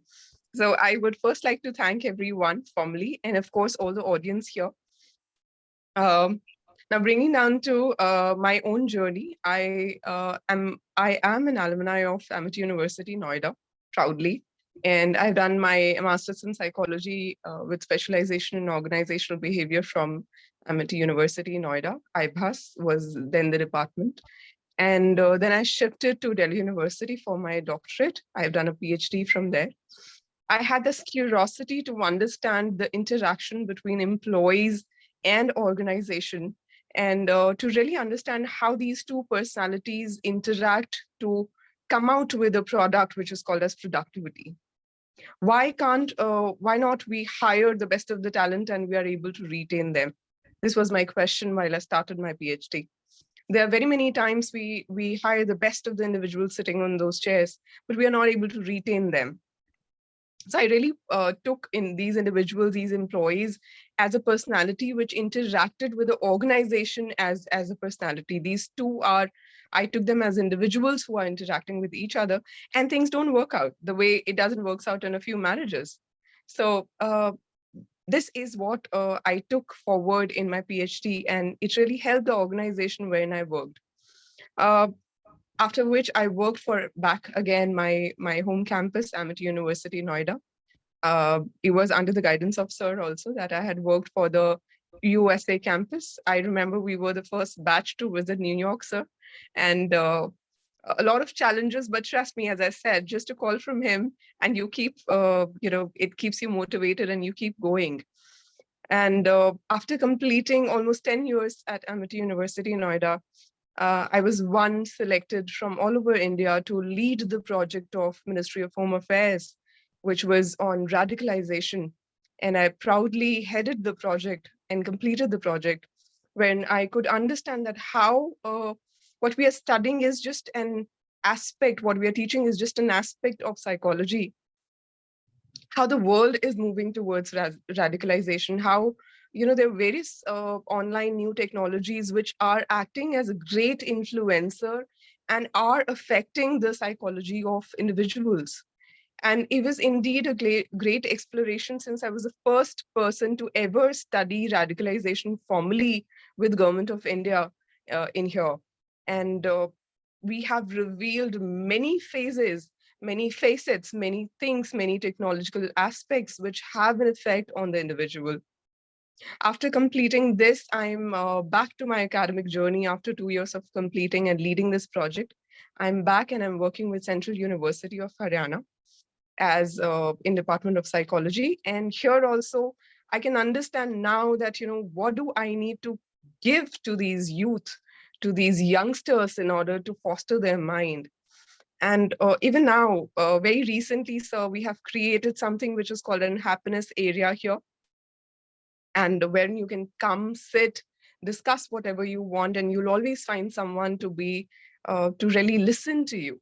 This is something which is very much what we are lagging in here. And we just want someone to just listen to us. No judgments, no complaints, no feedback. We just want people to just listen to us. And the more we move on with the technology, I think the more we are tech savvy. You might just have 1,000 people on your Facebook, and trust me, more than 1,000 likes on your every picture. But tell me, how many people are close to you? This one question strikes everyone. This one question really strikes everyone. And I so feel the factor of loneliness has to be redefined. It is not to be defined with the number of people that you have on LinkedIn, and certainly not the number of people you have as followers on Instagram, Twitter, and all these things. You don't even know whether the person who is sitting on the other side is a real person or not, but is acting as an influencer to you. And you're getting completely influenced with the thoughts and words that the person is saying, while you don't even get influenced by the person who is sitting on the next, by your side. You don't get influenced by your faculty many times that I so feel. You don't get influenced by your parents. But imagine someone who is sitting at a distance, you don't even know the identity of the person, but you get so influenced by the video of that individual. Where is this new technology taking the psychology of individuals? Where has the touch gone? Where has the physical presence gone? Are we moving towards something which is loneliness, wherein we are technologically connected to 1,000 and lakh of people, but still we are lonely? This is something which has striked me during the point in time when I was doing the project at Ministry of Home Affairs, associated with National Investigation Agency. If I'm permitted to take the name now, since it's been long since I've left that, and it was indeed a confidential work. But I really found that somewhere down the line we are losing that touch with our youth, and it is very much required. They want someone to speak to us. They want someone to talk to us. We have a panel of entrepreneurs here, and trust me, I really want the case that I see in Delhi, which has recently happened, that you met someone online and then you're meeting the person, you're dating the person, and the way the girl has been murdered. leaves us with a lot of questions. Don't we have physical people around us? Why can't we interact with the people whom we meet daily? And of course, is the technology really making us go away from people? Trust me, then I sure propose here that we need to have an app where all family members are there and we stay connected with them. Trust me, we need to, it's high time we need to construct an app when your parents are there and you're interacting with them. Look, mom, I'm having this. Look, dad, I'm doing this. This is something which we need to come up with. New age technology, on the other hand, while I look at the other aspects of it, of course, there's a positive aspect to it. We can construct online applications which can cater to the mental health issues and problems of many. We can develop such apps because we have a dearth of mental health professionals in the world. It's not just in India, it's all across the world that we have not much mental health professionals to really cater to each and every individual. While, if you really look at being counseling as a field, you cannot counsel more than 10 people in a month. You find it very difficult to keep up with them if you have to honestly and seriously do that. So very many applications have come up which help in individual assessment. I so feel there should be applications which should be developed for self-help and self-counseling. While I look at the West, there are books like Chicken Soup that a lot of, I don't know how many of you have read those series, but a lot of people in the West read it. Chicken Soup is meant for teenagers, for adult, and for so on and so forth. And every story, it's a compilation of stories which motivates everyone. Of course, gone are the times when we used to read books. At present, the generation is not really into books. So we need to create certain new age technological applications when we can cater to this need of loneliness of these individuals. With this, I would really like to thank everyone back again to have invited me here to share my experiences at present. We are at present also working on yoga and how these interventions are going to solve the mental health problems. Just one takeaway point that I would like to give here. Please do not focus on identifying the issues. Please focus on giving interventions to the issues that already exist. Because highlighting the problems does not help anyone. If I highlight the problem in any individual across the world, it's not going to help the individual. Please tell the individual that this is what is going to improve you. And it's not necessary for you to tell him what exactly is the problem with that individual. Please, let's just learn from people like Gurinder sir.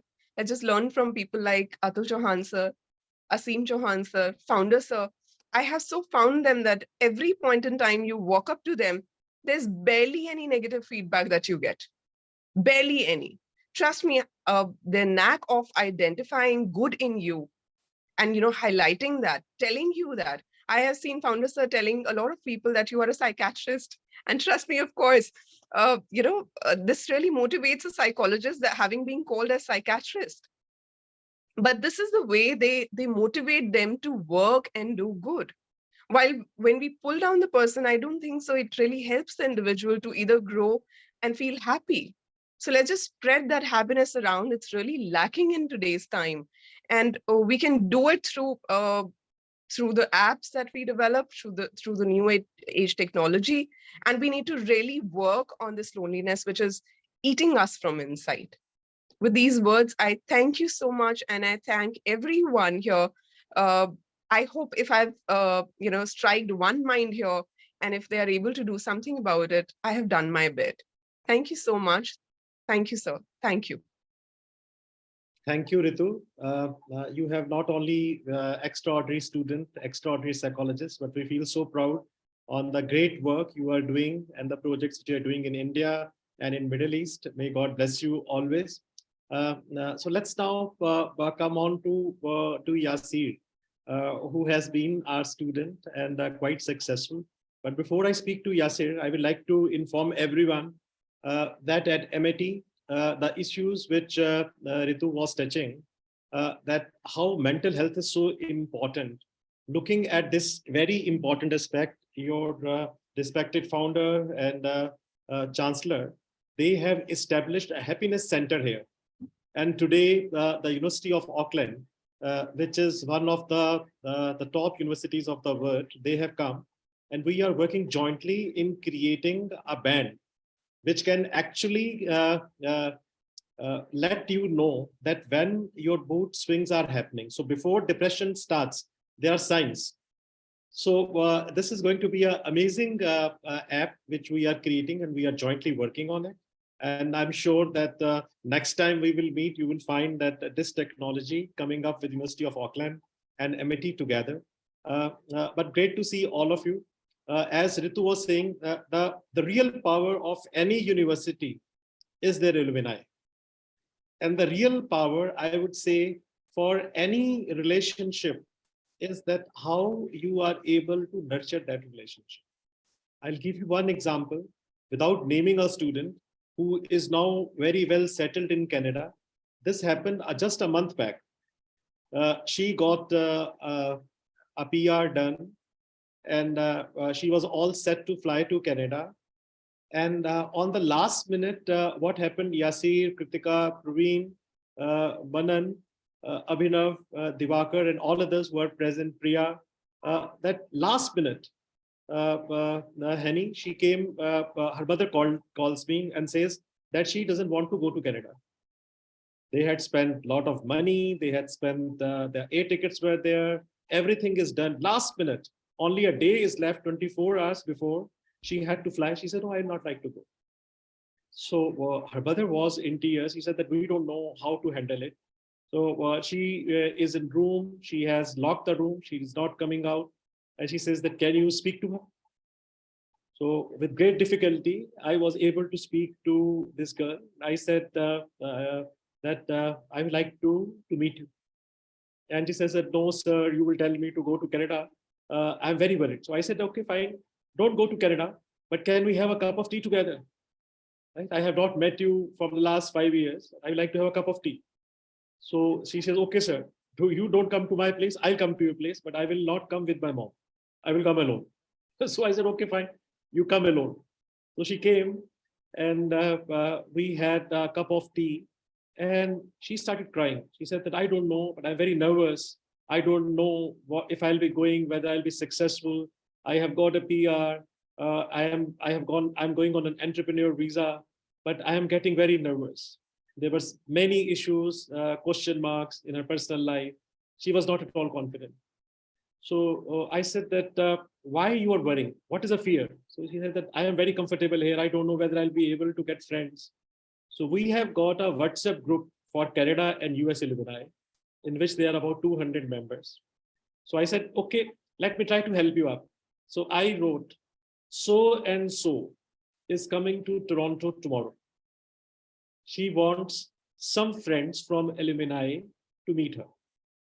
And you will not believe, sitting there in next 15 minutes, we got somewhere about 12 messages. "Don't you worry, we will be at the airport. You are our young buddy. Right? We will be able to welcome you. If you are starting a business," she's coming with a bridal collection. She's a fashion designer.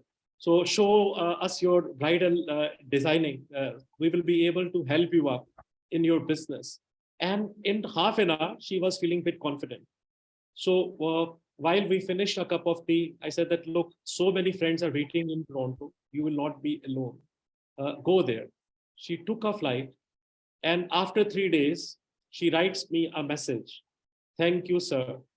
It was such a pleasure to see 20 of our alumni, one by one, meeting me, taking me and showing me downtown, showing me the various places." And it's, I think, almost a month. She has been able to finalize her warehouse. She has been able to finalize a designer shop where she will be starting up.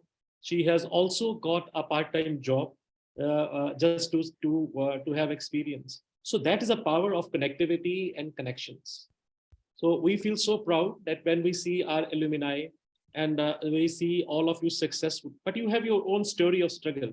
Whenever you go to a foreign country, it's not easy because anyone who reaches first to a foreign land without any connections, they have to struggle quite a lot.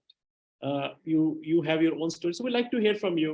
But thank you so much for joining us. We would like to listen. I think Yasir has sent a message that he has to go. I'll take my daughter to the hospital for this one checkup. First of all, a lot of blessings for your daughter. We are all praying. She will be all okay. Don't worry. But Yasir, thank you so much. Just a small surgery. Give us your experience, your story of struggle. You used to be very different. When I see you today, you are looking a very high-profile gentleman. I know that you are a vice president with ISS Global Forwarding at Dubai. What has been your story of struggle and how you have reached there? What is your message for Illuminati? Sir, I am from a 06008 batch, and this was the last batch in Sector 44, and I used to love that campus. So still 15 years, I'm trying to fit my tie like you. Couldn't figure out how. We used to say how this man can wear a tie so perfectly. Even today, a tie is perfect and mine is not. So, sir, like things are like this. Everybody has their own stories. I think I just checked with Maruf. Some of the fellow students are also listening to us. The basic thing is never compare yourself to some other person sitting on the right or to the left. Actually, I was not too much into studies. Average students, six pointer. But there's one individual who inspired me actually. DC sir. I told him, sir, English kharab hai. I am from Agra, loan hai. And the people who are around me were Delhiites from Chandigarh guys. Pretty good English. So he said, yes, sir, what's the logic? What is the target of joining MIT? Point number one, my father said it's a brand. When you will go into the market, you don't have to introduce that university in front of a company, right? MIT, everybody knows. The 50% job was done. Balance 50 was me. Either I do it through my studies, through my marks, or through my networking. So study part was weak. So I went for the networking part. So I just want to give a very good example. I wanted to do my summer training with expediters. Devashish sir gave me a summer internship. I said no, I want to go for expediters. He called a couple of the senior guys. He said कि हम नहीं लेते. And next morning, Yasir Ahmed back to his cabin. Sir, I'm going to do an expediters. Why? I love the website. So he said कि if you are so much sure, go to expediters and talk. I never had a bike. No, at that time they were no metro also. 3 buses changed, go to Vasant Kunj, and they kicked me out of the office. Well, we don't take because they are too big. Next morning I came, Devashish sir, go back.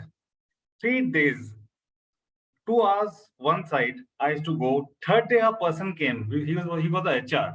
He said, beta, we don't hire summer trainees. Because I have somebody in my college who has challenged me. He said, 4th day, come back.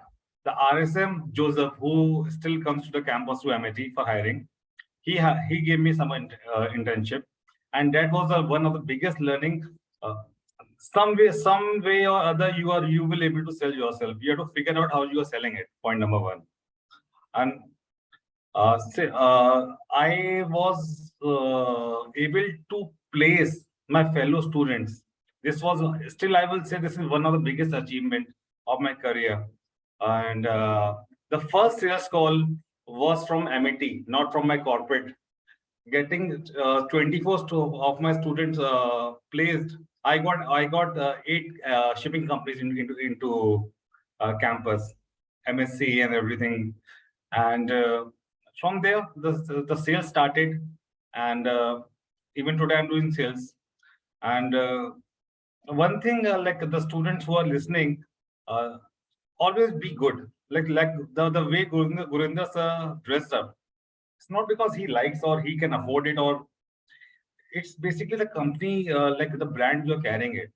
That brand deserves you the discipline, what you are wearing. That pocket square is nothing, it's a piece of cloth, but It shows how dedicated you are for your job, for the company you are belonging to. This is something, Gurinder sir, I am a boss. His name is Shivaji Prasad. He is the CEO of India. Similar personalities like you, pretty harsh sometimes, but he's right. And he taught me like how to be somewhat like you, and we are still trying it. So this is my story, sir. Right now I'm in Dubai. It's a government of Dubai's company where I am working right now. And I was in India. They transferred me to Dubai. It's almost 2 years now. Things are fine. Family is good. Then it's a struggle will continue. Every morning we are waking up good, sleeping up good. Next morning is a new struggle. We'll sort it out. And so thank you for Marut for organizing all these things, sir. He's one person who's keeping us intact. Thanks, sir. Done from my part. Thank you, Yasir. We'll come back to you. But I think it's an amazing journey from a student. And let me tell you, first of all, my compliments that your English is very good now. You speak so confidently, and we feel so proud. But a student who was from Agra was not able to speak fluently in English. From that place now to become a vice president in Dubai in a leading company, doing so successfully, looking so handsome, so smart. We feel so proud on you, Arsene. Thanks. Congratulations. Yeah. I can also see Kritika, Manjot, Manan, Divakar, Abhinav, Praveen, Hani, and Priya. We will come to each one of you, but we know, Kritika, that you are today at Singapore, so you have to sleep also. So we'll come to you. Kritika was one of our students, and I can see Priya also now on the camera.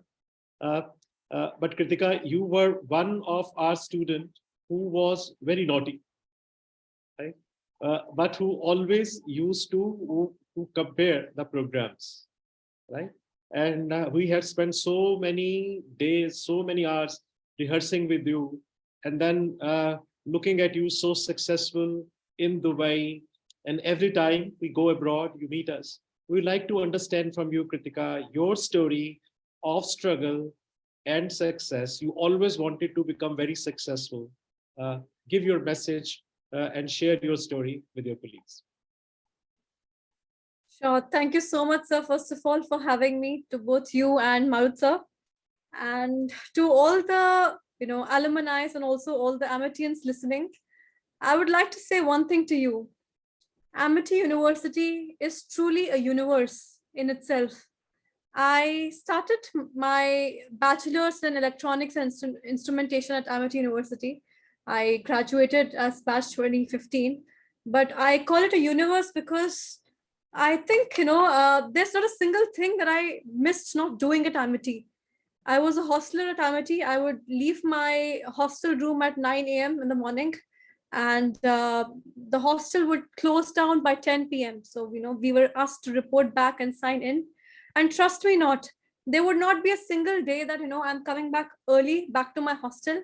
Each evening, I would dedicate to some or the other clubs or activities. And like Gurinder sir said, I was one of the most famous or popular anchors of Amity. So there would be any event in Amity Noida, and I would be summoned and called. And I also remember being a part of this newspaper that we used to have at the university called the Global Times. So this was a very pivoting moment for my personal growth, I would say. When I was with Global Times, I interviewed a lot of people from different walks of life. I interviewed Bollywood celebrities, Hollywood, a lot of influential people, to say even some of the royal family members of Dubai. And each time I interviewed these people, I learned something from them. I imbibed some quality from them in my life. And to say from this journey onwards, when I graduated from Noida campus, I went to Dubai because my family had moved to Dubai in my third year. So it was a very risky proposition that I took forward. And I was looking for a job at that point of time. I still remember. I applied to one of the top companies in the world called Vega in its field, in the field of instrumentation. And I remember my boss later telling me there were over 700 applicants, and the job description required a work experience of 3 to 4 years. And I was a fresher out of India to be hired in a highly competitive environment like Dubai. And I think it was the kind of interpersonal skills that I had. And Amity was the one who was able to nourish and nurture my personality, that I was able to perform and work in such a global atmosphere and culture, where I was handling sales for about 7 countries and was responsible for huge turnovers. And from there onwards, I moved. I remember at Vega, I was handling this country, Jordan. And when I traveled to Jordan for a business meeting, our agents told me that, Kritika, you are the first woman engineer to come to Jordan from a manufacturer. So that was a very proud moment for me, and not just for me, even for Amity, because the industry that I worked in was a very niche industry in the technical field, where the women representation was only 1 or 2%. So as you guys are in Dubai right now, you have ADIPEC, which is an annual affair, which is the world's largest oil and gas exhibition in Abu Dhabi. So to say that, it really impacted the kind of presence you make in your industry. When I would walk into ADIPEC, people would recognize me by my name. So that's what I have to say about Amity, the kind of atmosphere they gave, the culture, the values they gave. The values are very important, The values are something that you carry on for life ahead, forever with you. And to say, I moved 3 years ago from Dubai to Singapore, and this was during the pandemic. And this is a very challenging time where it's literally impossible to think about even switching jobs or going forward into new avenues. And I was very fortunate to even get a job in Singapore, because it's very competitive here, and it's not easy to get visas. And Amity is one of the recognized universities. So Singapore has a list of universities which are recognized, and they give out visas. This is also for all you students out there who are looking at exploring international avenues, So our university is listed, and you have great opportunities abroad. All countries welcome us with happy hands, and I was fortunate to get that. And now I have pivoted to a new journey. I am also pursuing my MBA, and I am an entrepreneur now. I started my own business, my company, during the pandemic, and to say it's been doing really good. It's called Display Buddy, and my company was also featured in one of the world's top 3 Mac sites called 9 to 5 Mac Rumors. And I'm very happy and proud to say that I've hired my first intern, and that is from Amity University. So that's why I say Amity is a universe. What goes around comes back around. And it's a holistic life to all our alumni. Never leave in touch with your university. Never forget your mentors, your gurus. Trust me not, one day or the other, you will meet them in some walk of life. And whenever you meet them, they'll always be there to help you. And we're all a family here together. I thank you all for everything. Thank you, Kritika. I think it was a very emotional address. At the same time, you are a woman of myriad musings. With your permission, sir, Manan has a meeting. So if you allow, we will invite Manan for a short talk, and then followed by Mr. Manjot. Perhaps you can introduce. Mr. Manan, we would love to hear from you, your thoughts before you leave for your meeting. So thank you so much. I'm sorry for rescheduling everything, but I would just like to share my experience, and I am very, very thankful for this opportunity. It's really great to see Marut sir again. He taught me in my first semester and set me on the right track in Amity University. And thank you, Gurinder sir. You've been keeping in touch via email so that I make it in time here. Now coming to my journey in Amity, it was like the best learning curve which I would consider in my life for many reasons, because this was just the journey which I went through before diving into the professional career, as I am an investment analyst now in Dubai DIFC area. And it's put me on the right track. The things which Amity has taught me is mainly, firstly, I would like to say effective communication. I would be confident with talking, but to talk in the real world with professionals and how to communicate, how to bring your point across. Fruitful arguments also are sometimes welcome. So all those things, how do you cater to them, has been put forth to me by Amity. That's one thing which I would like to say. And in these 3 years, I was the class representative.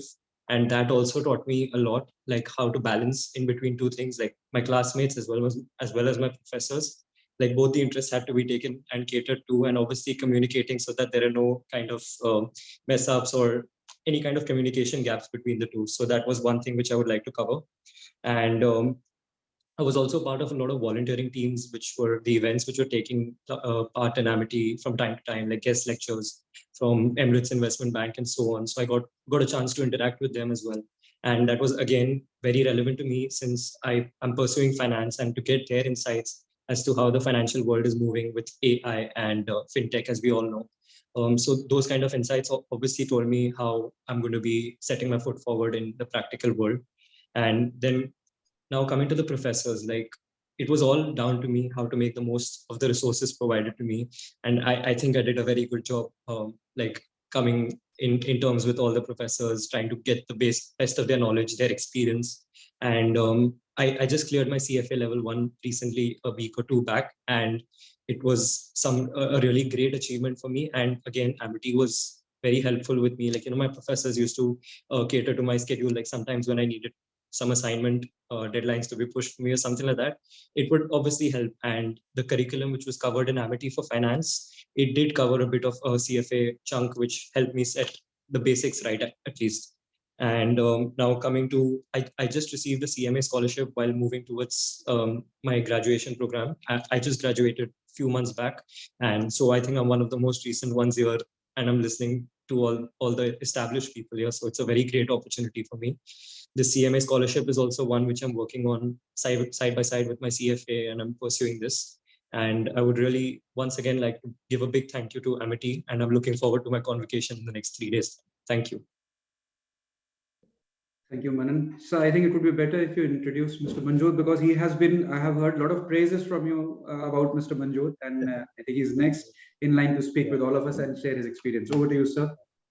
Yeah, absolutely, Baru. Manjot, if you allow, if you have 10 minutes, I think that Praveen is waiting from quite long, and I know that he has another assignment. So Manjot, if you allow, can we call Praveen first? Absolutely, absolutely. Yeah. Praveen, you are now the Chief Operating Officer, Techniplus in Dubai. And we know that when you were here, you always had a passion to do something extraordinary.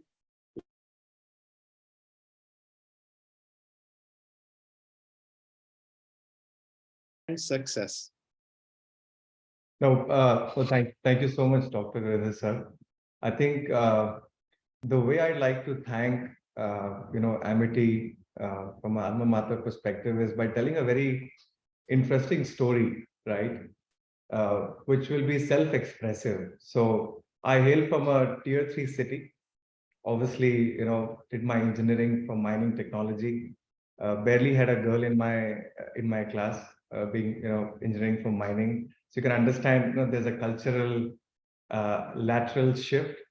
Plus, communication was quite weak. And when I decided to do my MBA, I had two choices. One was Velianka and in Mumbai, and the other one was Amity. And I still remember that day when I was talking to my dad, and my dad said, listen, I think I've taken care of you till your engineering, but then from here on, I think you need to take care of yourself. So, go and get yourself education loan. My mom said, that's a lot of money. What if the times are difficult when he comes out of an MBA? You want your son to struggle. So the end choice was, we had one house, and my dad bought another house probably 4 months before that situation. And finally, they decided to probably sell off their house. And, I think decided to probably fund me so that, when I come out, I don't get into a situation. Future forward, imagine that house was sold for 15 lakh rupees. I'm talking about 1999. About 2 years ago, my dad was, at home, and, we were sitting together, and my dad goes, Beta, if you remember, when I decided to sell the house, I was feeling so bad about it. Future forward today, I feel so proud that the property value today is about 2.5 crore. And I know if I tell my son that, can you get me that property? He has all the wealth to, just sign the check and get it back. Right. So, I mean, there's no other way, I can probably thank Amity. I think this is a self story which talks about, how Amity helped me evolve from where I started, where I am today. And the other interesting, it's a sheer coincidence, right? So when I was exiting, as my mom, kind of perceived that things may go wrong, and I still remember those were the recession time. And the way I overcome the recession time, when about 3.5 years ago, pre-COVID, when we were not sure that COVID is around the corner, and me and my partner started off thinking about starting this company. Now there are two ways of thinking, right? So he was saying, let's look at service offering, which is more around innovation. And I was telling him that most of the organization like Accenture, KPMG, EY, TCS, Wipro, they all think about in the same direction, right? How about we think of services which is more around managing the difficult times for the customer. So we thought, okay, how do we kind of construct the offering, right? So and that's where I remembered you, Gurinder sir. I think one thing that I really learned from you is, irrespective of what the situation, what makes you different, is how calm you are, right? And how settled you are, which actually drives, a differentiated decision making. So I told my partner, let's do this. Why don't we, people have stories, they go into a room and they had war room set up, did some whiteboarding.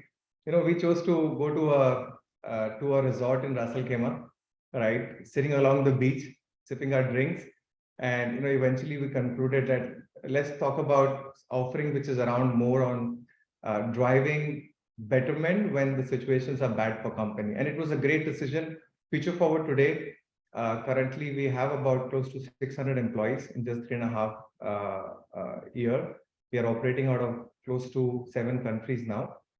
And coincidentally, when I saw this topic about computing, automation, and knowledge management, it struck me so well because pre-COVID, people, as I said, they were talking about innovation. But that's the 3 element which we actually chose as part of our service offering, because computing brings the power of performance, and bad times you need that the most because everything needs to churn out data fast, process fast. Automation because so in bad times company would look at the profitability works in simple 2 elements, right? You either have better sales or lower operational costs. So sales were not there, right? So the only way to manage the situation was lowering the operational cost. Now that is only possible through automation, right? That brings process excellence, employee reutilization, and the third was knowledge management, right? So because when I have situations when not having people, right, I can't afford. A lot of organizations who did not invest in knowledge management, they struggle because they were so people dependent, right? So when I saw this topic, I'm like, oh my god, this reminds me of I mean, how do we took that perspective? So yeah, thank you so much, and I'm so thankful to Amity. I'm so thankful to Dr. Gurinder sir and all my faculty members. I think they're the biggest reason where I am today. Absolutely, absolutely, Praveen, and we feel so proud on you. And may God bless you that you are not able to even sign 2.5 crore check. That maybe that you will be able to sign a check of 2.5 billion in the times to come. But you are very different. You speak so fluently. You are so confident, and you are so handsome. May God bless you. Doing really well. But at MIT, we still teach to remain calm in every circumstances. And as your founder always says, that along with calmness, I think that there is something which is spirituality, which comes when you pray. So as you all of you know, that we start our day with prayers. So calmness only comes when you pray, and God always help you. So there's a formula which we always teach, Bhag. I'm sure that you remember that formula. Yes. But that is something which we always say, that believe in yourself, believe in God, always remain calm. There will be certain tests which you have to give in your life. keep on giving those tests, but never lose confidence. And if you have got confidence, good days will surely come. God bless you, Praveen. Keep on coming, but very inspirational story. We'll come to you now, Manjot. Yes, sir. Manjot, from 98 batch, when we were launching program, we saw you from a student to one of the most sort of professionals.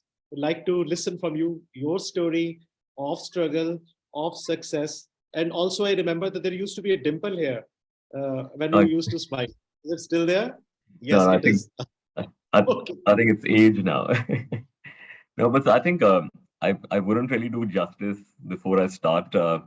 I surely would want to thank founder president sir, Dr. Atul Chauhan sir, and obviously Gurinder sir.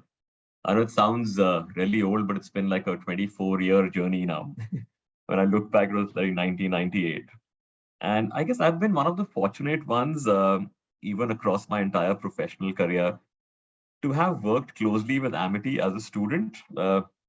Also worked very closely with Amity across all my media stints across some of the largest media companies in the world as a client. And coincidentally, when I moved to Dubai after a couple of years, I was also fortunate to be a part of the original team in Dubai, leading the expansion of Amity in the Middle East. So I don't think I'd ever lost touch with Amity over 24 years. And so it's always been family. It's I mean, the credit completely goes to Gurinder sir and Dr. Atul. I was never away from the Amity ecosystem. It's been a part of the DNA. It's been family all along. I would really want to keep this crisp. I think now that fortunately with my current role at Z, I travel the world. And the other day in France, I met one of my clients from Amsterdam, and they're like, "Oh, my son studies in this school called Amity. I don't know whether you heard of it." And yeah, I mean, there was so much pride that came out of me. Like, you have no idea how closely I know Amity, and you being a client, your son studies in Amity Amsterdam. So it was such a amazing story to tell, because I mean that's also one of the projects we worked on closely in the beginning. But I think it's been a tremendous journey, and there is no taking away from the fact that Amity will always be family. And today, I mean, I'm actually I've been on calls, and that's why I was requesting Professor Marut as well, that I'm today a part of a team that's driving the merger between Sony Pictures and Z Entertainment, which is actually going to form one of the largest media companies in South Asia. So it's a huge project that we're working on, and in the next 2 months, all going well, I guess, we'll be hiring a lot of students from Amity.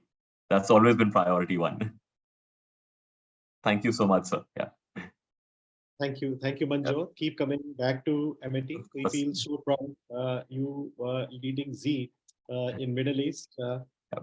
We also have with us Divakar, who has done MBA with us.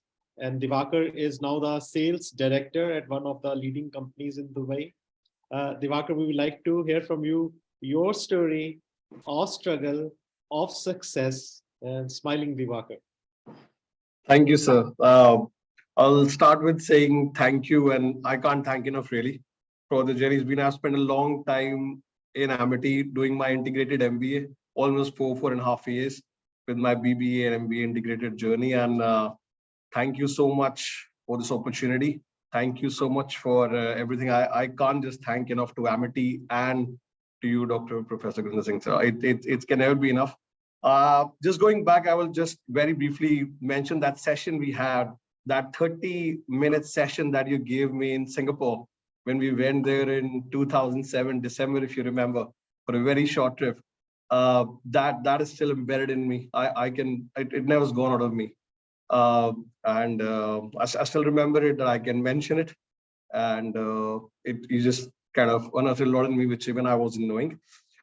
Came from Ambala, 2005 batch, and very introvert, didn't even know how to talk to people at that time, really. A little scared of, not being in Delhi and talking to people, but Amity just taught it all, and which has been there till date with me. Teamwork, practical learning, exposure. I was not very good with studies, but other than that, I think everything was great. With my career, I started in sales 2009.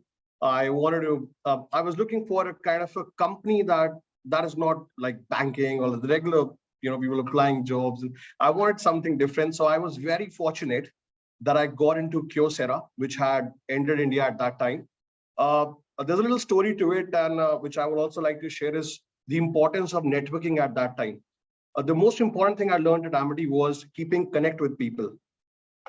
For my job in Kyocera, my CV traveled 5 people from Toshiba to HP to Ricoh and to Kyocera, all these brands, and it finally landed to the person who interviewed me for the job role. I met that person sometime in PG. It's very important because that's what Amity taught, the power of networking. I kept in touch with all of them even after we were not staying together.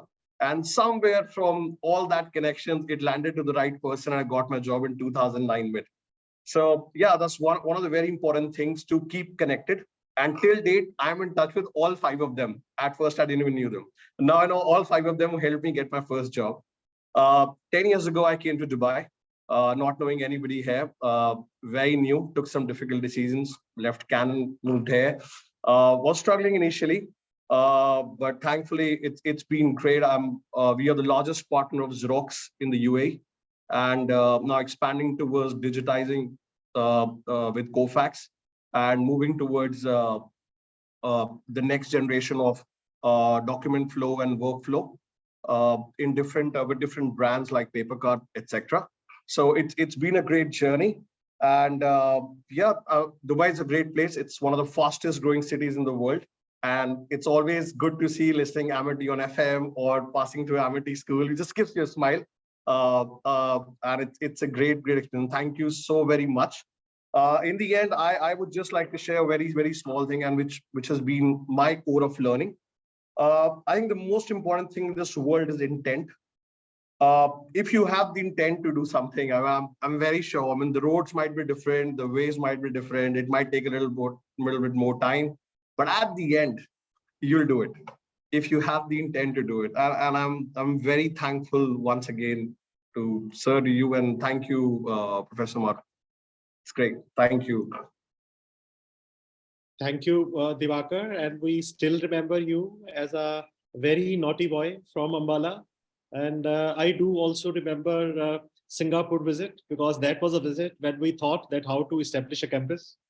Right. So you have a small batch, and all of you went late evening from the hotel, right? And we were not able to locate you.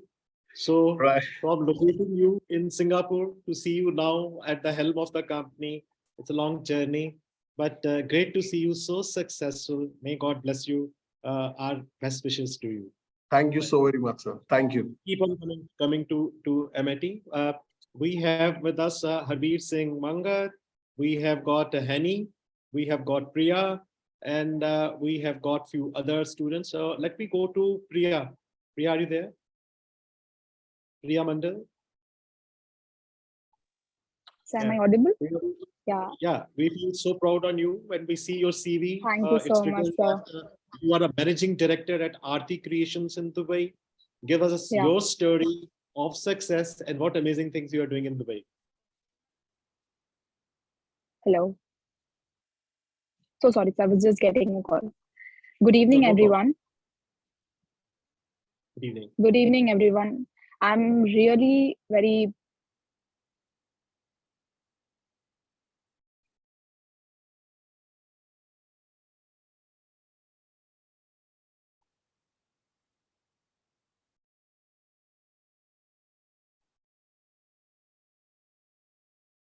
I think we will come back to Priya. In the meantime, we will go to Harveer Singh Mangat, if he's here. Harveer, are you there? So I think he was here. Maybe he dropped out because of some technical issue. Hani is there, sir? We can invite Hani P. Jamal. Okay. Hani, are you there? Yeah. Hani, I'm here. In the meantime, if you can talk about your story of success, what all you are doing. And we know that you are working with the various media companies. You are working on the employee engagement in sports and wellness. in Dubai. Would like to understand from you what amazing things you are doing there. Absolutely. Thank you so much. I hope everyone can hear me well. I just want to very quickly let you all know the love that I have for Mr. Marut sir and for Amity University. Today, not only is my birthday, but it is also the day where I am. Happy birthday to you. Thank you, thank you. Today is also the day where the biggest event of our company is happening. Ironically, it was today very unfortunately for me, so I'm working almost the entire day. However, when Mr. Marut sir had invited me, there was no way that I was going to say no, because the benefit, the services, the love and affection, the kindness and the opportunities mainly that Amity University and the teachers and the professors all gave to me is absolutely incredible. Currently, right now, I'm actually not in my office, as my background would suggest. I'm at a client's venue. So, and I just went to one of the corners and I was listening to the whole talks, and I'm so inspired by everyone who has joined here. Now, my work specifically, I do multiple amount of things, which something that Amity had allowed me, luckily, the way that Amity had let me grow, I was able to get a multitude amount of skills, and I was able to apply that into the real world. So I have a lot of jobs I work. One of the main things that I do here is, as Sir had introduced, I work on the wellness and fitness corporate planning for multiple corporates around UAE. Currently, we do a lot of events for Dubai Islamic Bank, Total Energies, Noon, Bayouth, like a lot of big companies here. That's one of the main things that I do. I also am a regular freelance writer for many magazines and art and online publications here in the country, including Love in Dubai, including What's on Dubai. So that's just a few of the things that I do. I'm lucky enough to have been cast for many voiceover projects and a lot of few acting projects here and there. And one of the things that I'm so grateful for Amity University is it allowed me to be myself, follow the things that I wanted to do, and help me become successful in it. I do one day see myself settling down in a corporate, quote unquote, corporate position where, you know, things are a little bit more stable. But even then, the contacts that I've made here, the skill set that the university and and the teachers they gave me was so good that I very regularly get offers and calls from many people. So I want to thank Amity University now and forever. I hope that this is, this is a small speech that I gave, but if there are more help and more contributions that I can give to the university, I'll always be up to date with it. Thank you so much. Thank you, Mr. Thank Hadi. you. Yeah, Marut, please go ahead. I So think that we have Harveen been is finding joined it. by. I was trying to get in touch with Harveen. He was there for a while. I'll still try. And we still have Abhinav and Priya sir on the call. So I think Priya has joined us again. So Priya, are you Yes, comfortable sir. There now? was some, yeah, actually there was some problem, network issues. No problem. Yeah. So Priya, So, tell us your experiences as a managing director of Aarti Creations and your story of struggle and success. yeah, sir. Firstly, I would like to thank everyone for joining the session. And as a ex-student of Amity, I'm really proud to be the part of this alumni session. So I will just tell a small story. So, like in a brief way, I remember the first time I took a decision to join Amity University Dubai campus. I was the first child to move from India to Dubai and was the only girl, because I think like moving out from your comfort zone, it was a totally different scenario. We have to leave our family, we have to look for ourselves, and then facing the whole world, we take so many challenges. And I am really thankful to Amity, who helped me in every possible way. I remember that I was struggling to get a job, my first job in Amity, and I remember Miss Shalini Like she helped me a lot in getting my first job. And after that, I applied myself, and all the experience with all the knowledge I gathered from Amity, it helped me to become a good individual, which I'm today. And today I'm very proud to say that like I'm just looking after my own business.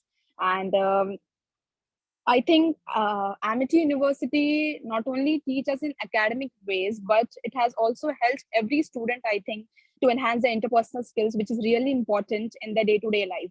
Like I feel as a student interacting with our comfort zone, like people in our comfort zone, it is very easy. But going out and moving out the comfort zone and facing the real world and taking on the challenges is a huge thing.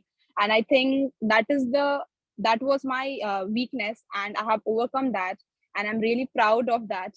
So, and I really thank everyone and Mr. Marut sir, who have told me to join the session, because I was not ready. I was very scared that how will I speak and all. Then I thought I will leave everything behind, and it was a really amazing session. I heard so many of my friends and colleagues like speaking their real-time experience and what the struggles they have been. So I think I'm one of them, and I'm really thankful to you, Gurinder sir, for giving us the chance to reconnect. Thank you. Thank you, Priya. Keep coming back to your campus, and we feel so proud. All the best for Sure, your sir. venture. Good to see your profile, starting your own company. I'm sure you will do extremely well. Harvinder, how are you? Good to see you. Harvinder Mangat, are you there?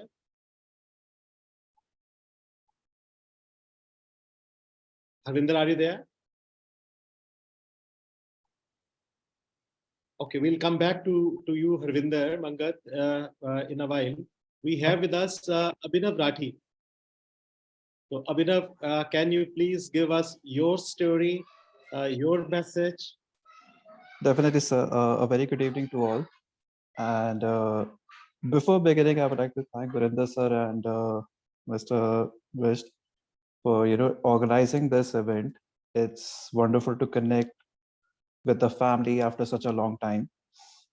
And well, Mr. West and I have been in connect ever since ever since I graduated. So to put into perspective, I have a long-standing relationship with Amity. So my graduation in medical biotechnology began with the Amity Noida campus at Sector 125. And I did my post-graduation from Manipal University for later, and I started working in between. And a few years later, my parents suggested that I get an MBA. So I was a bit hesitant about, how and why do I need to. I was having a good career and everything. I was going around the world. I was working with DuPont India Private Limited. So a wonderful company gave me a lot of opportunities to explore the world and work with a free hand, learn from different cultures. During that experience of learning from different cultures, something always that stuck by me was that, wherever I went, I never felt that I was completely alien to a particular culture, the way of the people, the way of the business, because very fortunately, during my time in Amity, we had a lot of opportunities to learn from people across the globe, either by reading something or by talking to the people, interacting, having those wonderful workshops. And I never felt out of place. So, I have always felt like a global citizen, and the credit goes to Amity University, hands down. So forwarding to 2017, I finally made a decision that, okay, let's consider the whole MBA decision. And I landed up in Dubai campus. Now that decision was inspired from one of my company's projects. So I was working on setting up a legal and logistics department for DuPont India in Dubai. And it just so happened, one of my relatives introduced me to the whole concept that, there's an Amity campus in Dubai. And I was like, wow, it's been years I've heard the name. And I'm not saying that I wasn't in touch through the media and everything, but hearing it from somebody very closely, it kind of brought a lot of memories. And I was like, okay, sure, let me just think about this. And a few months later, I was the student in the 2017-19 batch. It was a very different world. Since I was an alumni from the Noida campus, the Dubai world was very, very different. And it was a very refreshing take on how education can work. One of the ideas was that all the faculty members were more mentors and more parental figures to us, as it was already mentioned during the inaugural talk. And I agree. Most of the faculties were parental figures. At least I never felt away from home, where I used to interact. And thanks to Dr. Ashok, Mr. Marud, and Dr. Mo, and an ex-faculty in the Dubai campus, Mr. Ronald Dubey. So now speaking about that, Amity has actually inspired my entrepreneurial journey. So this was back in second year. So there was this project, there was an assignment given to us, come up with an own entrepreneurial idea. And I had submitted that, didn't really give much thought to it, just the idea seemed quite interesting and pleasing. So I just made a presentation over it. And the faculty kept pushing me that, you need to go to the innovation cell. You need to pitch this idea and you need to get working on it. And I was trying to, dilly-dally it. I'm like, nah, the idea doesn't seem that pleasing or anything. But I remember Mr. Anupam Malhotra, he actually gave me a threat. If you do not take this idea to the innovation cell by today, I'm going to fail you in your internals. And I was like, okay, I need to take that seriously. I did go, met Mr. Dubey there, and he kind of drew all that fear out of me. And he was like, just get working on the idea. And I did. So few months down the line, there were a few incubator competitions that happened. One was organized by the university itself. And me and my team happened to win second prize in it. I still have that medal, wherever I go, whichever office I get my sitting in, I always put that on my pin board as a reminder, as a motivator, and as an appreciation for my alma mater. So from that point onwards, Green Air Green Tech LLC has been one of the projects that got nurtured at Amity campus. Following that, this was 2019. I wanted to take a break from all the traveling. So COVID had hit and it was a bit of a challenging time. But then, while sorting through my stuff at home, that medal just popped up. And from that point onwards, I have been working with multiple startups in consultant capacity, in director, partner capacity. So far, I am a member of 8 different startups. 4 of them are based in India, 3 of them are based in Dubai. Along with that, I also have a job as a senior strategic manager with a Indian company that is Dr. Lal Pathology Services. My role over there is to help them learn about emerging markets and give them the strategies to basically establish and expand operations in areas where their name is not yet known.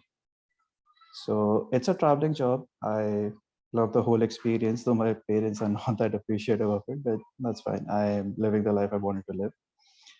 And yeah, there's a lot of learning that's happened between the 2 phases of being an alumni student of Amity.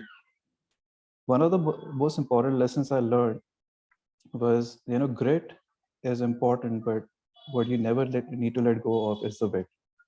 So, there were challenges, and I used to remember the faculties had given such pearls of wisdom, and I used to just think about it and smile every single time. Even today, sometimes when I feel low or I feel confused, I get in touch with Mr. Bishta, and he does give lovely advices.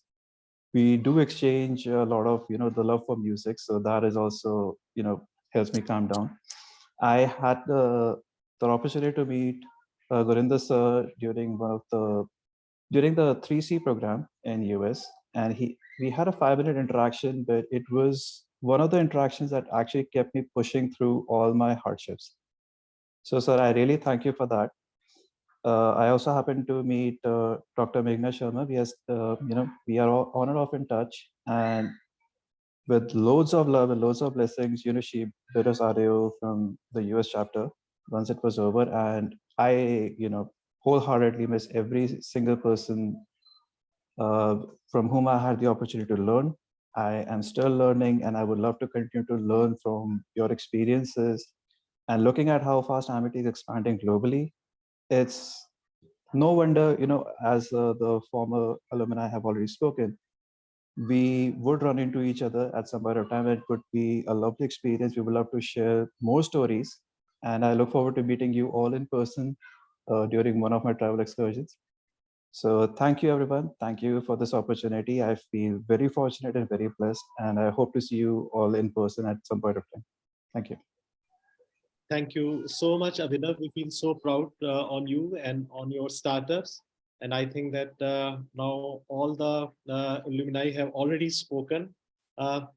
May God bless each one of you. It was amazing to see that how well our alumni are doing in Middle East. Please keep on coming back to MIT. It's good to see that how our alumni, they have created their own path. And I can very proudly say today that it's not only about what you learn in classroom, but it is what you learn outside the classroom is very, very important. When we see today, all of you as presidents of the company, as starting your own companies, doing so well in the industry and so confident and so smart, you clearly stand apart. I can proudly say that we are in the best educational temple of the world, where your founder, Dr. Chauhan, your chancellor, Dr. Atul Chauhan, where all the vice chancellors and 200,000 family members, we pray for each one of you. And as one of the person was saying, the message which we gave was that your inner strength will take you to the heights. There will be tough times, there will be highs, there will be lows in life, but always believe in yourself. Always believe that you are a part of an extended family. There are people who will always support you. And if you believe in yourself, if you believe in God, there will be a supernatural force which will keep on guiding you and you will excel. Our best wishes. We look forward to hosting alumni meet very shortly in Middle East. Next December, we are going to organize one of the biggest events where IEEE is coming for the first time to Dubai.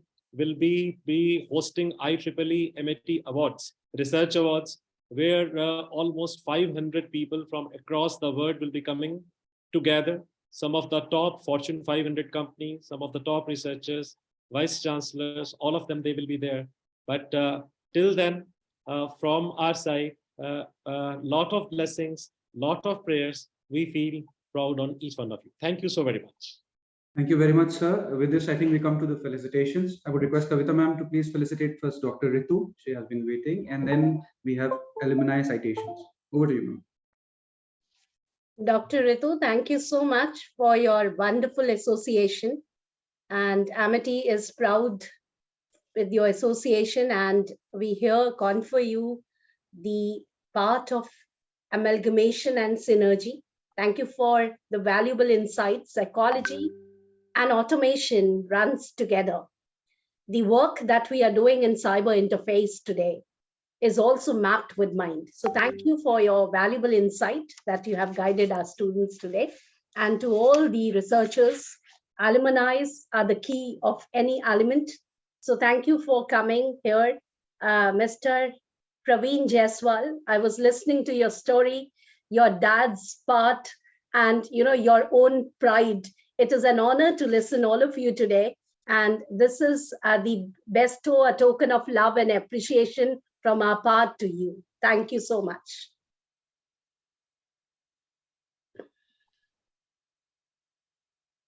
Kavita, keep on conferring to Manjot Sandhu, who is the Vice President and Head of Digital Syndication at the Z Entertainment Prizes.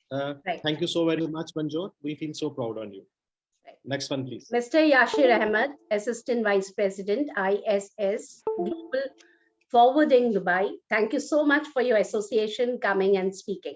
To Mr. Divakar Sachdeva, Sales Director, thank you so much for coming and gracing this evening. Many students are live listening to you. Thank you, Mr. Pavan, for coming. Mr.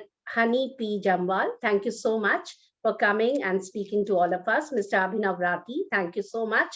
It is indeed a great privilege. Mr. Manan Kejriwal and Kritika Khanna, whom I often listen from, sir, about you and your communication. Thank you so much for coming. Thank you all the alumni. It is indeed a great honor to have you there in this hybrid 3-day conference. It is a treat to listen to the intellectual communities from the classroom, which have gone to the grassroots of the corporate, have bought the synergy and making their alma mater proud. Amity is as good as you see it. And when Amity spreads east, west, and north and south, it's the best. Thank you so much. Now we are moving towards another very important session. I think the students who have live listening to the alumni would be getting a lot of insights.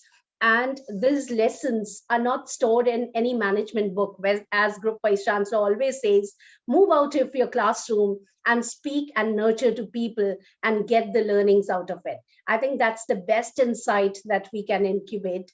And the time has come to move forward, and stay tuned, everybody, because very shortly we will be starting up another very luminous session by the Columbia Business School, where we are talking about the impact of sponsored listing on online marketplaces, insights from the field experiment. So this is a session which is going to be a very fruitful session, which we will be shortly convening now. And this is, one of the session which will bring a lot of insights that how the marketing new paradigms are changing, what revolutions are coming. So Marut, do we need to stay here on this link for a while, or we can? Yes, we'll have to stay. The speaker joins.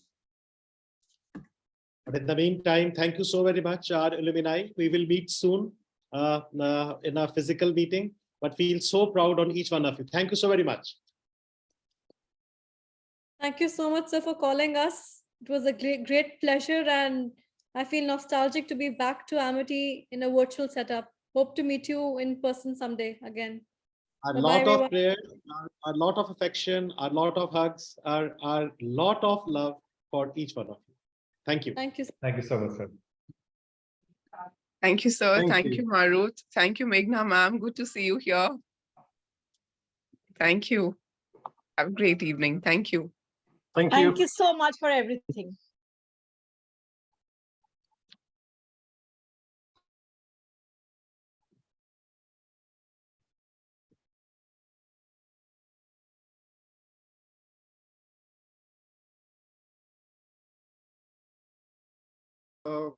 We are joined by our Group Vice Chancellor, Professor Dr. Gurinder Singh, sir. Hello, sir. How are you? Professor Singh, Professor Kinshuk from Columbia Business School. And your kind words, please, sir. And before Professor Kinshuk, we begin, we can test the if you have any presentations or any technical. Yes, I do. Yeah. But yes, sir, Professor Singh. Gurinder, sir. Are we online now, or Pratik? This is just an informal. This is an informal, sir. Before we get online at 8 o'clock. Yeah, Professor I Jared, think it's such it a is pleasure. live, sir. It is going live at this moment. I think the connectivity is still there. It is showing live. Yes, sir. It's live, right? Yeah. Okay, great. So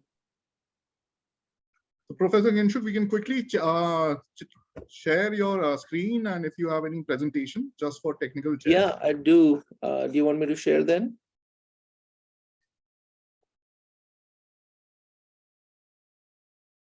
Yeah, it's working well, Professor. We can see it. Yes. Good. You can all hear me, right? Right here. Okay, wonderful, wonderful.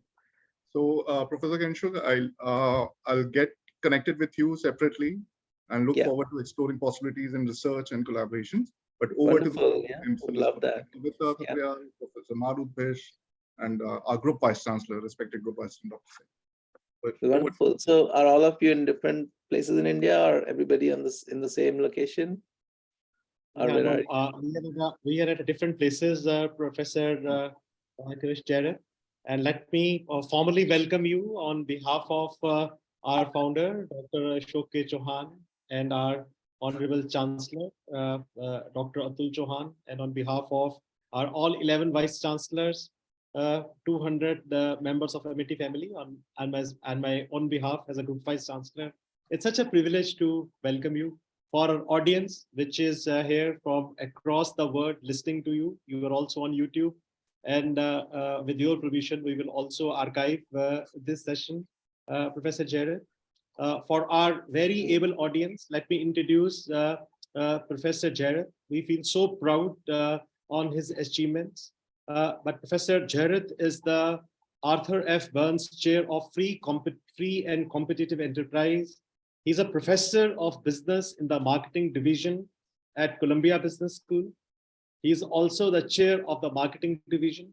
His research is in technology-enabled marketing, primarily in online advertising, online and offline retailing, sales force management, and customer management. His research has appeared in top-tier marketing and operational management journals, such as Marketing Science, Journal of Marketing Research, Management Science, and Operational Research. He is an associate editor at the Journal of Marketing Research, Management Science, Quantitative Marketing and Economics, and Journal of Retailing, a senior editor at Production and Operational Management, and serves on the editorial boards of several other top-tier journals, including Marketing Sciences. He has been nominated by the Marketing Science Institute as a young scholar and as a scholar, and has received research award grants from Amazon, Google, Adobe, and other companies and institutes, including MSI. At Columbia Business School, Professor Jared teaches courses on digital marketing, frontiers of retailing, and customer management. He has consulted for Fortune 500 companies, has served as an expert in several high-profile legal cases, and sits on the advisory board of multiple startups. He received a BTech degree in computer science and engineering from IIT Bombay, and a PhD degree in operations and information management from Wharton School of the University of Pennsylvania. Prior to being at Columbia, he was on faculty of Tepper School of Business at Carnegie Mellon University. We feel so proud and privileged to welcome you on behalf of MIT University. Professor Jared, research is in the DNA of MIT. We have got 11 universities in India and 16 foreign campuses. One of the things on which we feel so proud at MIT is that each of our faculty member is doing joint research with some of the top professors in the world. We look forward to collaborate with you, but our students, research scholars, our deans, everyone is looking forward to hear from you. Over to you. Thank you very much, Dr. Singh. It's wonderful to be here, really. I've heard a lot about MIT University, never had a chance to interact, so I'm very happy that I'm able to do that. And having people from all over the world, and it's really an honor to be here today. And thank you. This is, I'm not sure if this is the most convenient time for people in India, but this is the start of the morning here. So we worked out on this time. So thank you for everybody. And I think I'm holding you back from your evening tea or dinner and things like that. So hopefully I will be able to give you some good food for thought, even though I'm holding you back from dinner. So as you said, research is in the DNA of your university and your faculty. And I thought that the best would be to present and discuss some of my recent research, which I think is of is on a something that's of very high impact and very high importance to all of us as consumers, and to companies and to economies.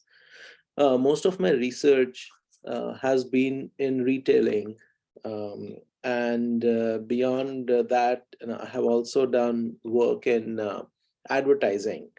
And so for like 10, 12 years, I was just sort of doing these two streams of research in parallel.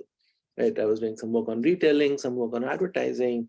But then now what has started happening is that there are a lot of advertisements in retailing, right? So as a marketing professor and somebody who studies marketing, that's actually very, very interesting, very motivating to understand things.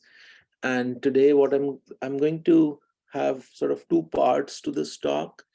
In the first part, I'm going to talk about one specific paper, not in great detail, just sort of give you, the basic insights of that paper, the basic background and insights, and then I'm going to broaden it to a topic, as you'll see, which is about ads, which is called retail media, and maybe you've heard of it, maybe you haven't, and then maybe we can have a discussion as well. And if at any point of time anybody has questions, please feel free to interrupt me. I think it's that makes it more interactive rather than me just droning on. So I have 1 hour, is that right? A total of 1 hour. If somebody could just confirm that, and I'll time accordingly. Yeah, absolutely. Yes. Right. Okay, great. Yeah, that's what Pratik had told me. So wonderful. So the paper that I'll start with is, the title is right here in front of you. It's called The Role of Ads on Online Marketplaces. So I'll parse that for you, what that really means. This is work that I have done. It's with a couple of co-authors. One is Vibhanshu Abhishek, who is a professor at University of California at Irvine. And then another one is Siddharth Sharma, who is at Indiana University, who's on the faculty at Indiana University. And I'll explain what this paper is about. But before I get into that, I also wanted to say that this paper this research was supported by a grant from Amazon, because they found this topic very interesting and very important. I'll motivate that as well. What we have here is the data that we have, and the partnership that we have has been with Flipkart.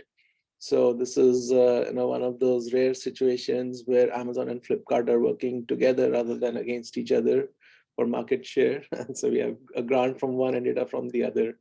So that's because it's really important for both of them. Both of them are marketplaces, and it's also been supported by the Chazan Institute, which is an institute here in Columbia Business School, and supports research with an international flavor.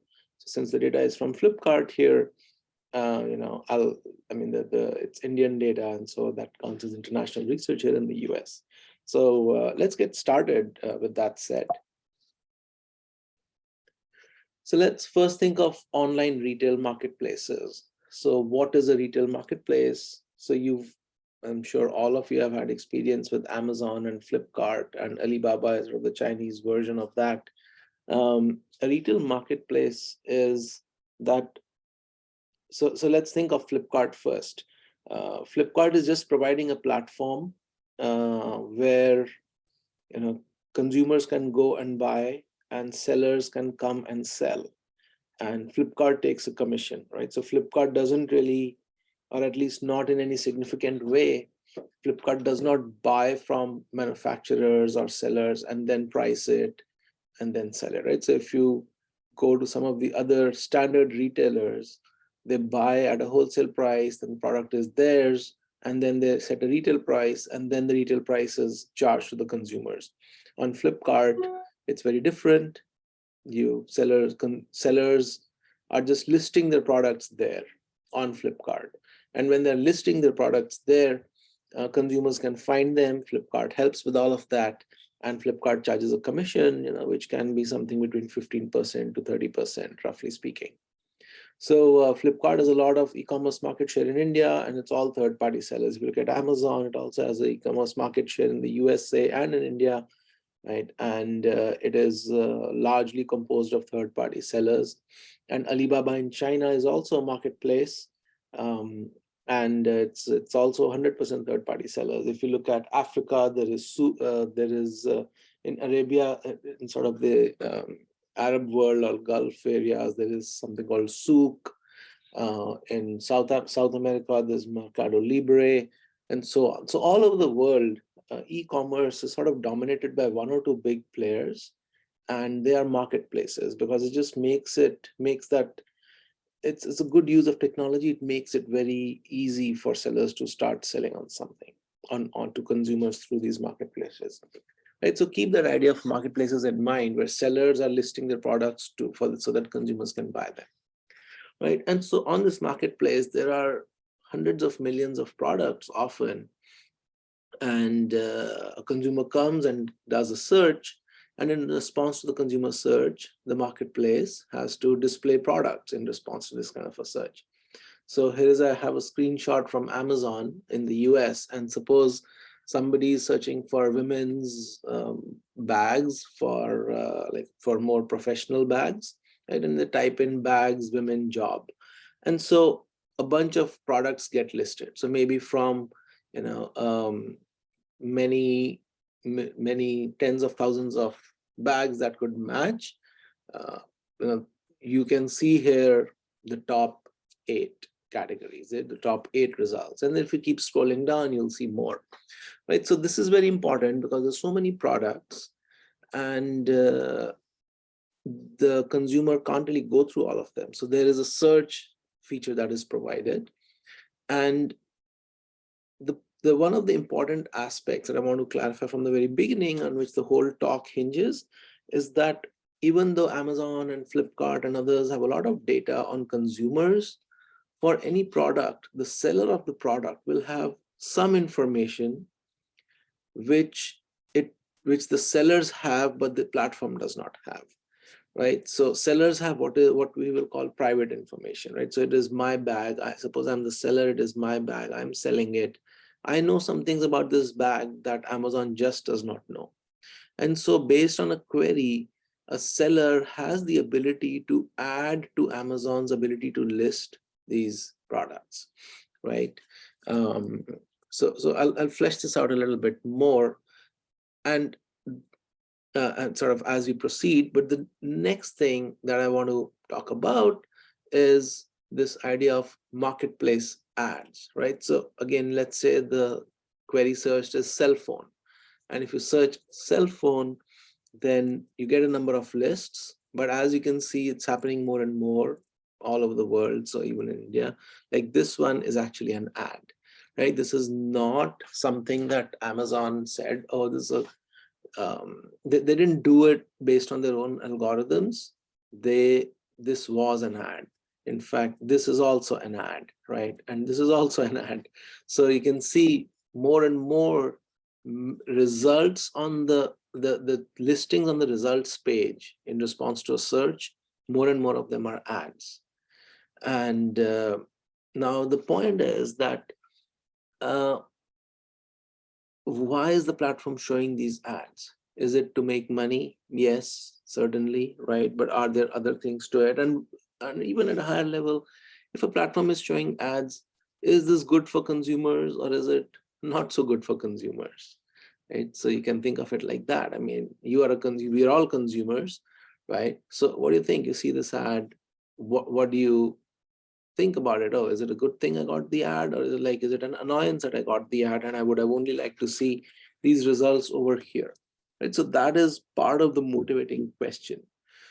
So this is from Flipkart, the mobile interface, right? And if you search wireless earphones, now this is an ad already, right? So so this is desktop on Amazon in the US. This is ads on Flipkart in India. And so my setting will speak to both of these, but the data is from Flipkart. So I wanted to show you one of these, right? So if you just survey consumers, they will say, oh, I don't like the fact that there are ads. And there will be some minority who will be like, oh, I'm okay with it, right? So, but one of the questions you want to ask is, what is the consumer's response to this sort of an ad? So let's look in. So I've already talked about two things. One is the marketplace and one is the ad. And now we're saying that we're talking about ads on marketplaces, which is sort of the new phenomenon. One is that why are they useful? But it allows sellers, the ads allow sellers to promote their products in search results. And typically how they pay is that if a consumer clicks on the ad, then the seller has to pay the platform. And sometimes it is also based on conversion, that if a consumer actually buys the product, then you pay a price.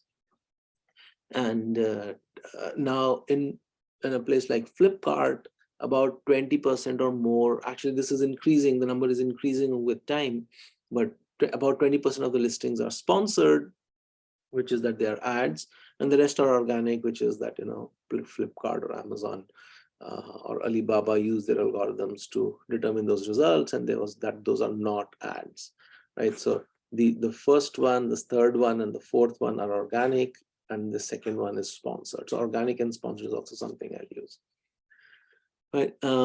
So then it obviously creates a new source of revenue in addition to the transaction commissions, as I was saying.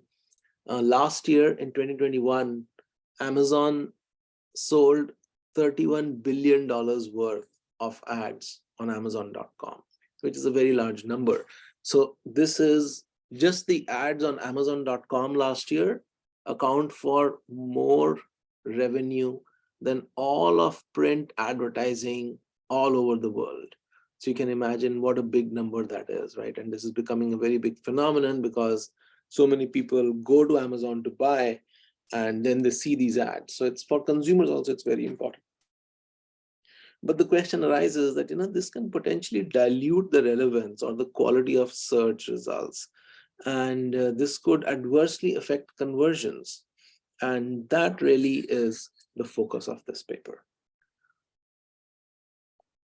So, what is the impact? So here are some research questions that I'm going to talk about. One is that, what is the quality of ads that are shown on marketplaces? And does this quality vary by product category? Another one is, how do sponsored listings perform compared to the organic results, right? So here I showed you that there's an ad here. What if this ad were not here and only you think of this third result being actually the second result, because that's what Flipkart could do and there were no ad? Which one is better for consumers in terms of clicks and conversions? Is this better than this, or is this better than that? And again, how does that vary by category? So another thing is that if you have an ad, how does it affect the organic listings at neighboring positions? That is another question. And finally, what is the overall effect of ads on consumer response, right? So there's an effect on the position of the ad, there's an effect on the subsequent position, and what is the overall effect of ads on consumer response? So at this time, I just want to stop maybe a little bit and ask, do we have any questions or thoughts that people might have? Are there any questions I can address right now? Okay, if I may ask a small question over here. Yeah. Yes, please. So yes, I was thinking about, just a second.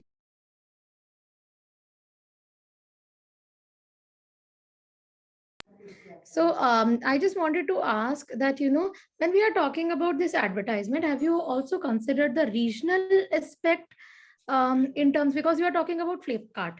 Okay, the Flipkart is one app. In India, mostly we say India changes after every 15 kilometers or so. So if you are taking the example, predominantly of Flipkart or Amazon, and if in Indian context that is there, so when the ads are coming, so do you think that, based on the region and the size, you change the advertisement that is there? So that aspect has been taken, because obviously the clicks per minute or the clicks that are there that can be converted depends if the right kind of product is projected in the right market, if I may say so. So have you considered this aspect over here? Yes, absolutely. So that's a great question, right? And so basically, if you look at this, these ads are basically shown in response to the keyword search, right? And so if you search wireless earphones, you'll get certain ads that match with wireless earphones. And then there can be other targeting criteria, like location could be one of those, right? So if the seller, let's say, has some idea that, in this part of India, where the query is coming from. This kind of a cell phone, this kind of a wireless headphone is just more popular for whatever reason. And so they can target it geographically. Yes. Yeah. Okay, thank you. I just Yeah. wanted to ask that, if it is a part of the study or Yeah, that so is just where your location-based skills are targeting. So I would say that the major targeting criteria is the keyword, right? Because based on the keyword, the consumer is telling you that I'm looking for wireless earphones. So that is sort of the thing that determines mainly what ads and results they see. But all of this is also targeted by your past history on the app. It could be targeted by that. The ad could change, the results could change, where you're from, all of these things. Yeah. Thank you. Yeah, sure. Any other questions?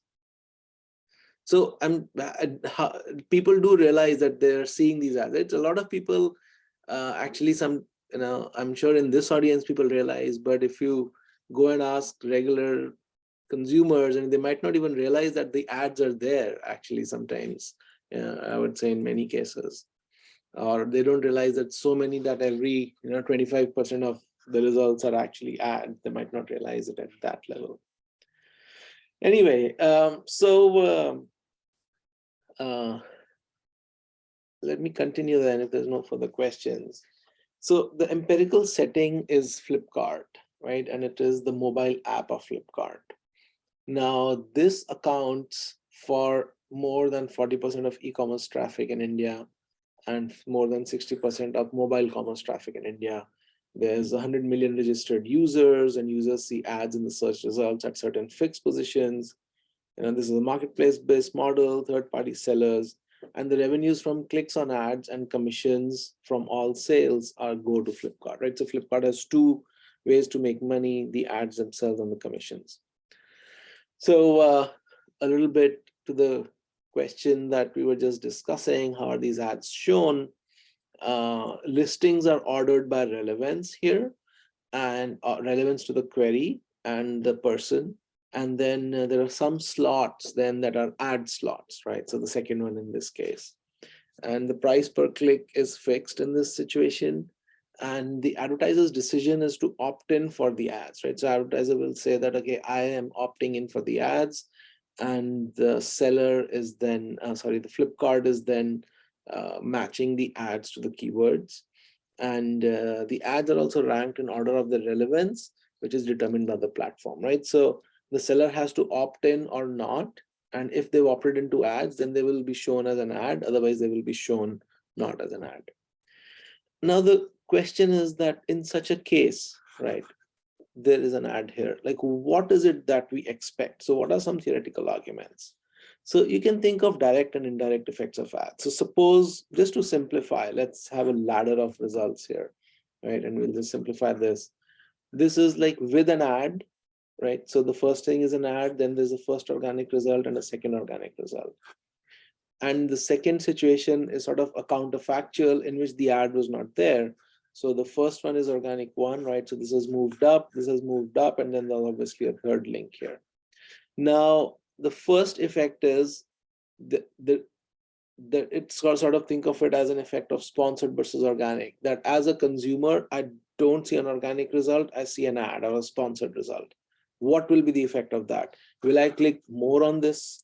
Will I click more on this ad compared to this result? Or will I click less on this ad compared to this result? The second one is, okay, now that there's an ad, what is the impact on the following results, like sort of in the neighborhood, right? So the effect of ads on neighboring positions, and you add these two effects, you get the total effect of an ad on the ladder of results. Okay, so we'll think of these. One is in the position of the ad, the second is the neighborhood, and the third is the total effect when you add the two. So now we'll say that, look, there are two types of categories, right? So I'm just making these theoretical arguments. Two types of categories. One is that there are high relevance sellers and low relevance sellers. Okay, so what is high relevance sellers? These are sellers whose products really match the query. And low relevance sellers are sellers whose products don't match the query as well. And then comes the idea of information asymmetry or private information, which is that how much does the platform know of the seller's products compared to what the sellers know about their own product. So what we are saying here is that sellers always have some information about, or can have some information about their product that the platform doesn't have. Now think of two types of categories. One is low information asymmetry category, which is, for example, electronics. Why am I calling electronics a low information asymmetry category? Because electronics products can actually be very easily specified online, right? So if you're buying a computer, you say, this is the screen size, this is the resolution, this is the CPU, this is the memory, this is the hard drive, right? And overall, it's kind of very well specified.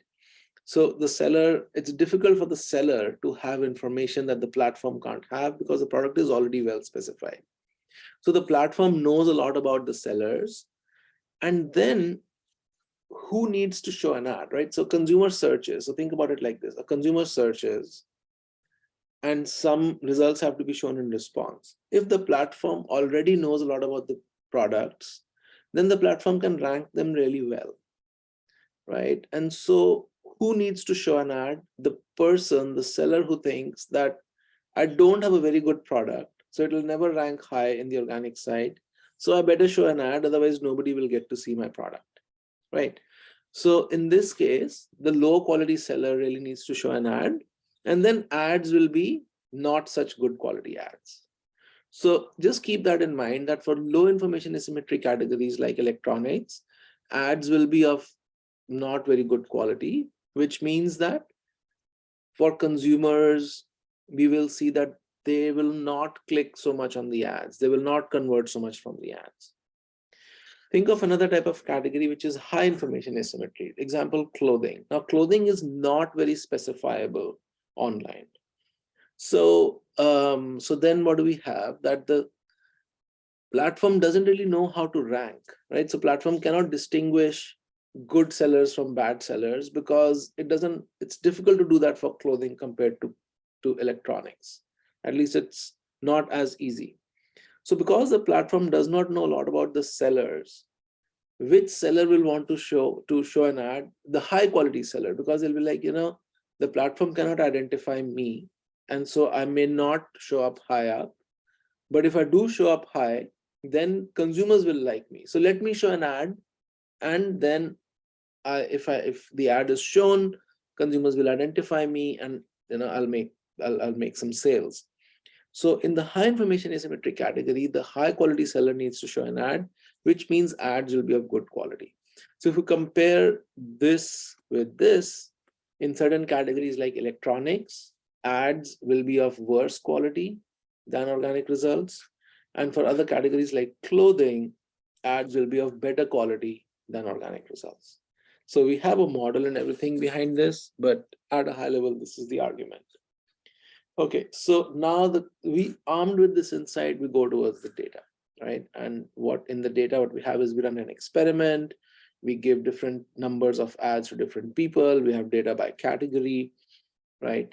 And basically essentially what we have done with Flipkart is we had a partnership with Flipkart, and we designed an experiment in which for some people we randomly inserted ads, right? So starting from a no ad condition, we randomly picked certain people and showed them ads, right? And obviously they search what they search. So this results we have for categories like electronics and clothing, all right? So again, this is important to understand that we have a control group and this is the treatment group. So we conduct analysis for two categories, electronics and clothing. Now, these actually together account for about 80 to 90% of all sales on Flipkart anyway. So these are very important categories on Flipkart. And just to repeat what I've been saying a lot is electronics is a low information asymmetry category because products can be specified well. And in this case, what we will see is that the ads will be worse, right? Lower quality. If the ads are worse, there will be positive spillovers to the neighboring links. Because if the consumer doesn't find something in the ad, right? If I think this is not a good ad, I will not click on this very much, but I will click on this more compared to these two slots. But if and now For clothing, which is high information asymmetry between sellers and platform, the ads will be good, right? So for clothing, this will be a good ad. And so I'll click as a consumer, I'll click on this and buy from here. And so there will be a negative spillover on the organic side. But what is interesting is that if the ad is good, then the spillover is positive. And sorry, if the ad is bad, the spillover is positive, and there are countervailing effects. And if the ads are good, then the spillover is negative. So again, we have countervailing effects, right? So we're seeing that consumers are also smart and they're able to search. And so the total effect may not be very large. Okay, so armed with all of this, what do we find?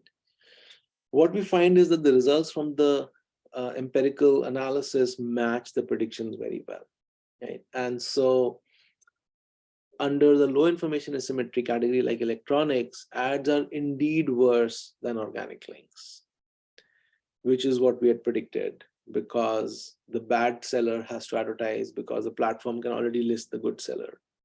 But under high information asymmetry like clothing, ads are actually better than organic links because the sellers have some information the platform doesn't have, and so that information is useful and it's reflected in the ads. Now think of the spillover effect. Under the low information asymmetry, we indeed find that ads are worse.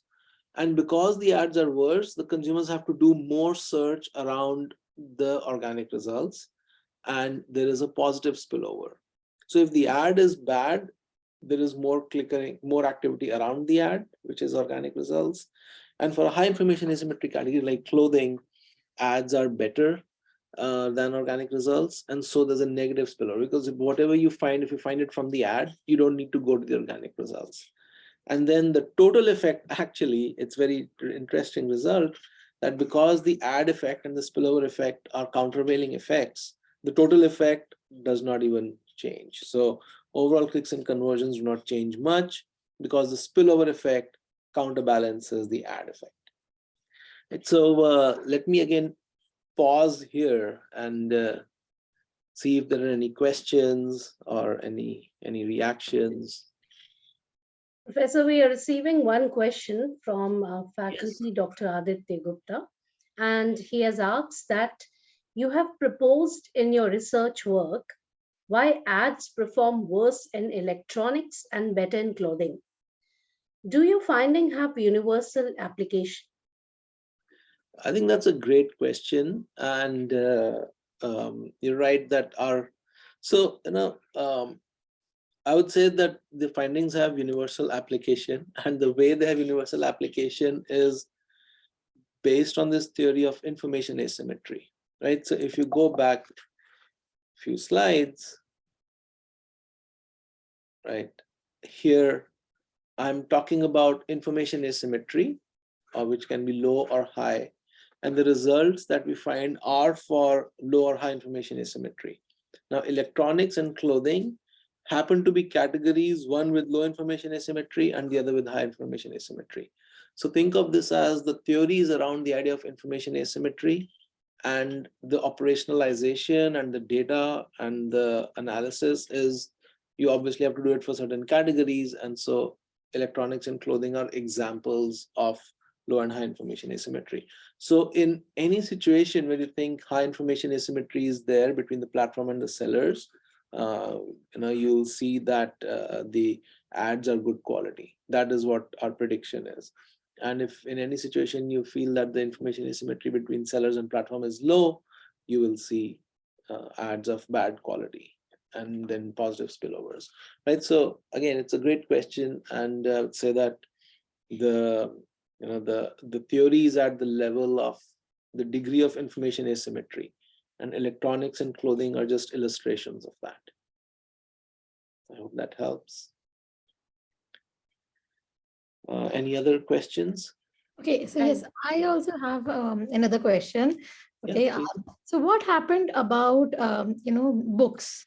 So now novels. Right now, what happens? A lot of novels. I don't know in which category do they fall, but my general observation is that right now a lot of publishers are there. When they come out with the next new bestseller that they so claim, so they can start giving you advertisement for them. Okay, so do I say that it is your high high information symmetry product or a low, because you'll search for any book, but the promotion, because Amazon and Flipkart, all of them started by selling a lot of books on their Right. website, especially those fictional and everything. So when a new book is launched, so that they are also promoting it in the audience, in the marketplace. So when you search for anything in that particular genre, you will get that advertisement. So where do these Right. books fall? Here, there, So because yeah, let me flip the question back to you and say, what do you think? Are books high information asymmetry or low information asymmetry? because the books, the content is known. It's a book. This is the page Yeah. length. This is the author, and this is the So content. We know. yeah, And I think I agree with you that books are relatively low information asymmetry because you know the author, you've sort of read reviews, and sort of typically there's a big author effect on the book, right? And so I would say that generally ads on books, you're sort of saying it yourself that you searched for something, but the ad was showing you something else, right?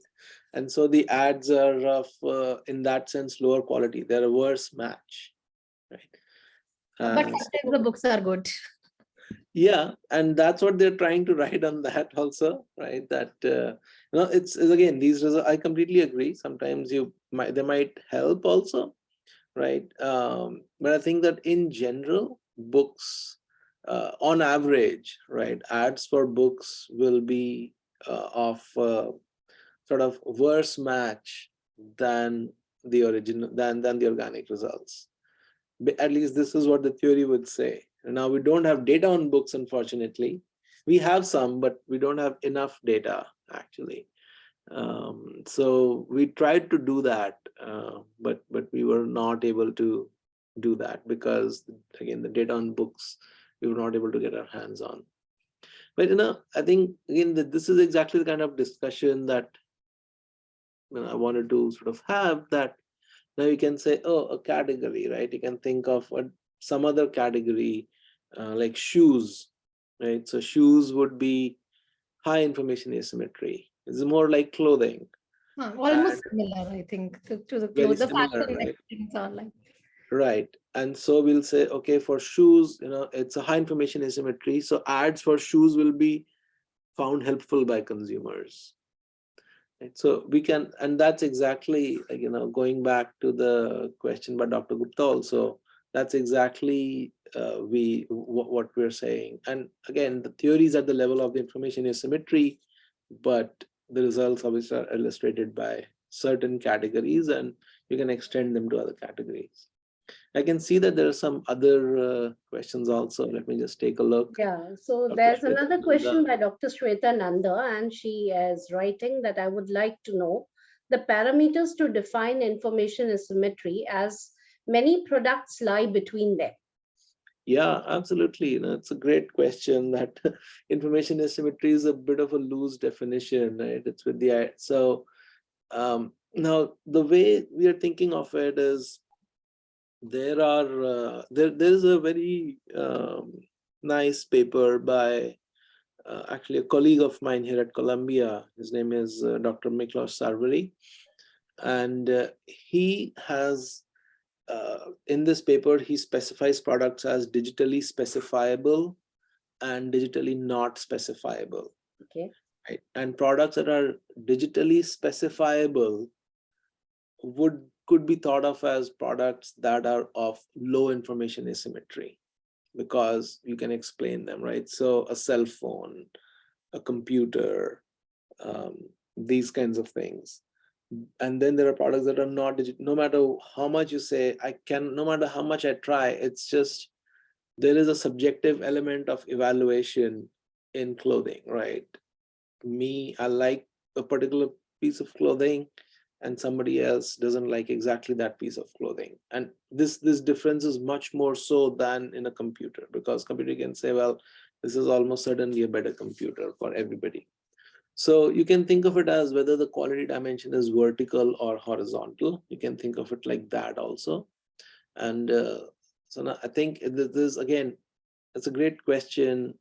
I don't think there is a strict definition that exists, but I think one can say at least start to order categories based on the degree of information asymmetry in a comparative sense. I think Dr. Nanda would have reviewed the answer. And another question by Dr. Aditya, and he has asked that as quoted from research paper, we emphasize that these findings only provide suggestive rather than conclusive or casual evidence for the argument that information asymmetry drives the heterogeneous effect sponsored ads across the categories. What are the other factors responsible for conclusive or casual effects, which can be studied by further research? Yeah, absolutely. So, I think again, this is a great question, and we want to be upfront about it. So, as far as a theoretical model is concerned, the theory around information asymmetry, that part is fine. That part is, there's no sort of uncertainty or anything or lack of strength on those results. When we make this statement, it's more from the idea of the empirical analysis.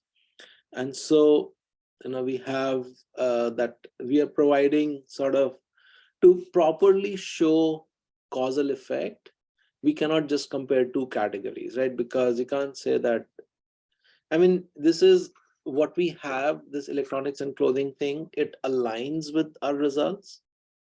But it's like saying that I'm running a regression with 2 data points, right? And that's not a statistically significant kind of result. It's not a test of the information asymmetry theory in the technical sense, in the statistical sense, but what the results that we have align with information asymmetry story.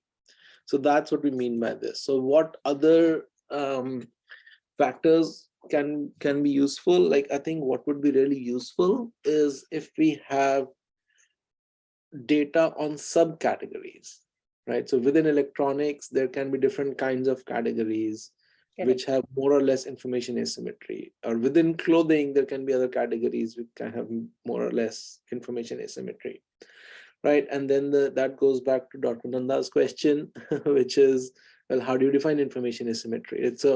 They're quite interlinked in that sense. But ideally, what we would like to do is have a number of products or subcategories at least. And then for each subcategory, we figure out, right, what is the response of consumers on the ads. And we also have, so that's the dependent variable. And in terms of independent variable, we need to have the information asymmetry. And if there is a lot of such data, then we can run a regression in a better manner and get statistically significant results. So I think that is the thing. So the results that we have are, they're totally correct, but they, as we state, they are suggestive, not conclusive. And it would be conclusive if we had better data on subcategories, which we are not able to get at, unfortunately. Right. So thank you, I think there's Professor, for another adding this. question. Yeah, there's another question coming up from Maheshwari Nishi, and wants to know, will the overall number of clicks result in the change in the spillover effect? And are there any other types of effects? So again, that's a good question. And I think maybe I can go back to this particular slide here. So what we say that the total effect is the effect on the ad, that's a direct effect, and then the indirect effect on the neighboring position.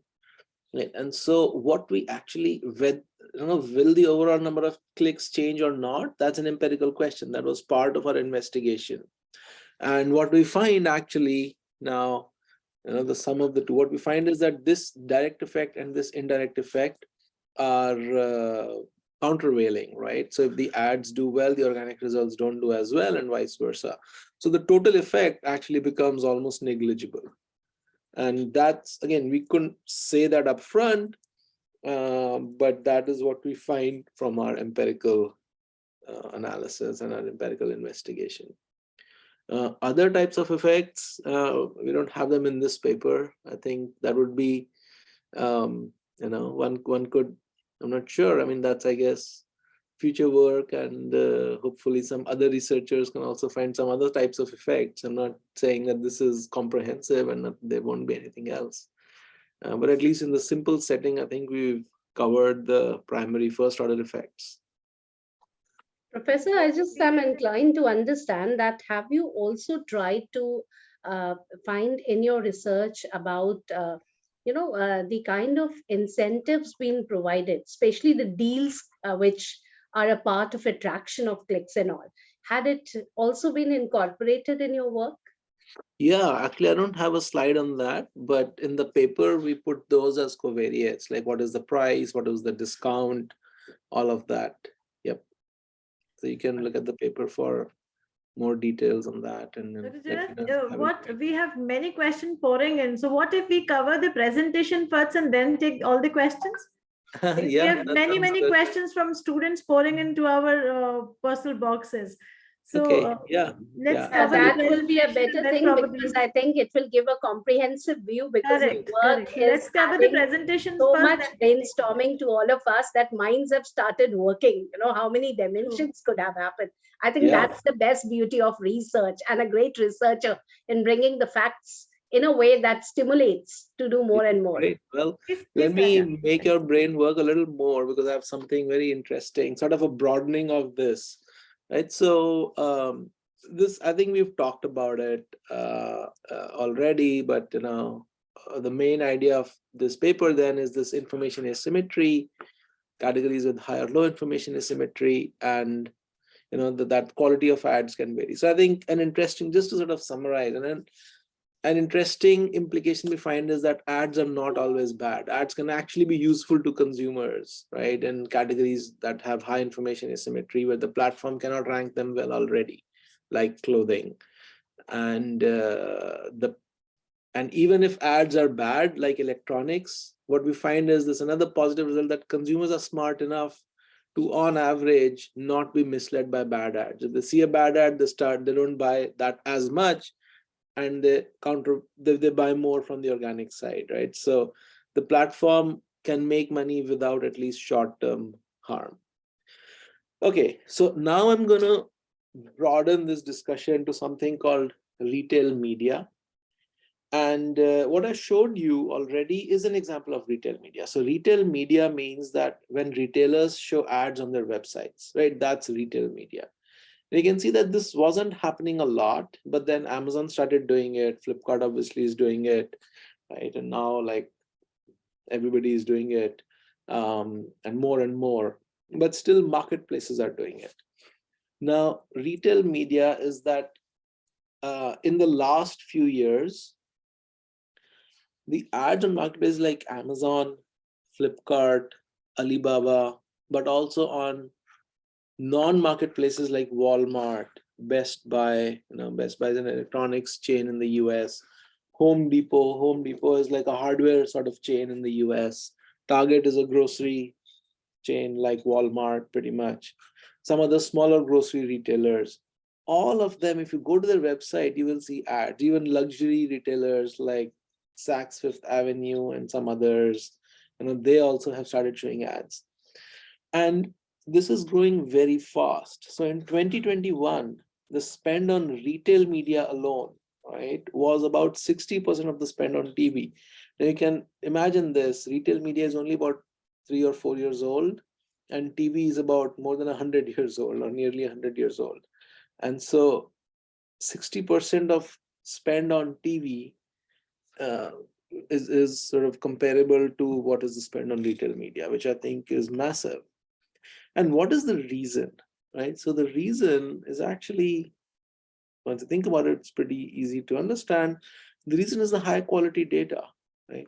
Because you can target shoppers based on what they're interested in at the moment, right? So let's say you go to Walmart website and you search something, some ad can be shown. Then you click on something, more ads can be shown, right? Every time you take an action, you're giving some signal of what you're interested in. Then, you go and buy something. Well, okay, we know what kind of thing you like.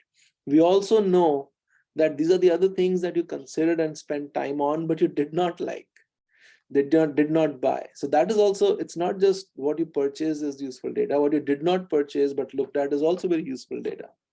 Right? So all of this, suddenly retailers are realizing, and they have the technology, that you know what, we have such great data. People are ready to buy. That's why they're at a retailer's website.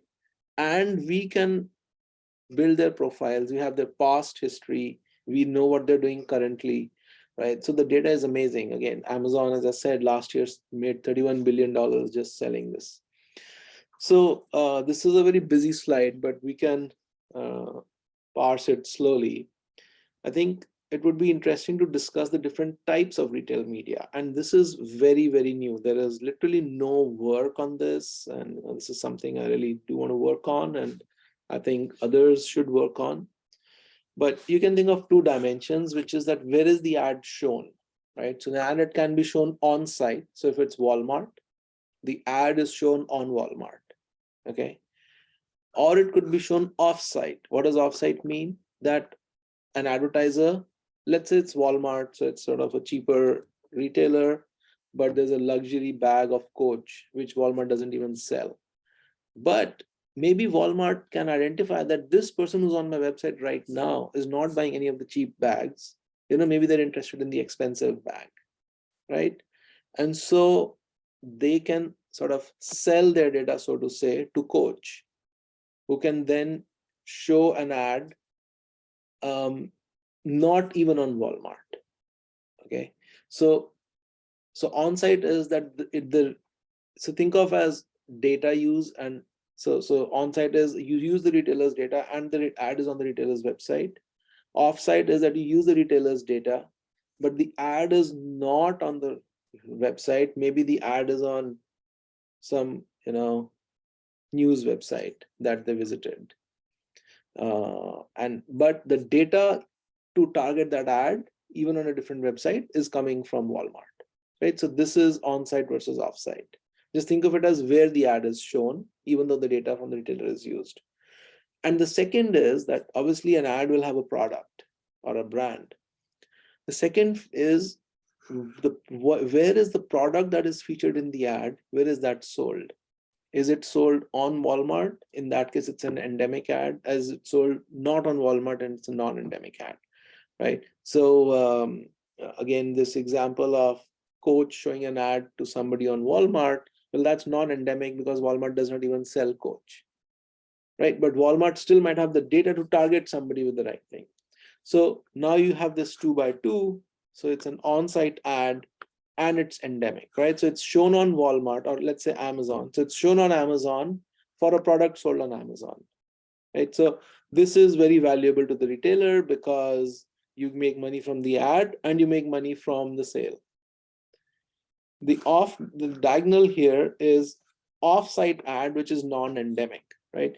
So it is an ad shown by a brand not on Amazon, but using Amazon data, right? So they get paid something for their data for a product not sold on Amazon.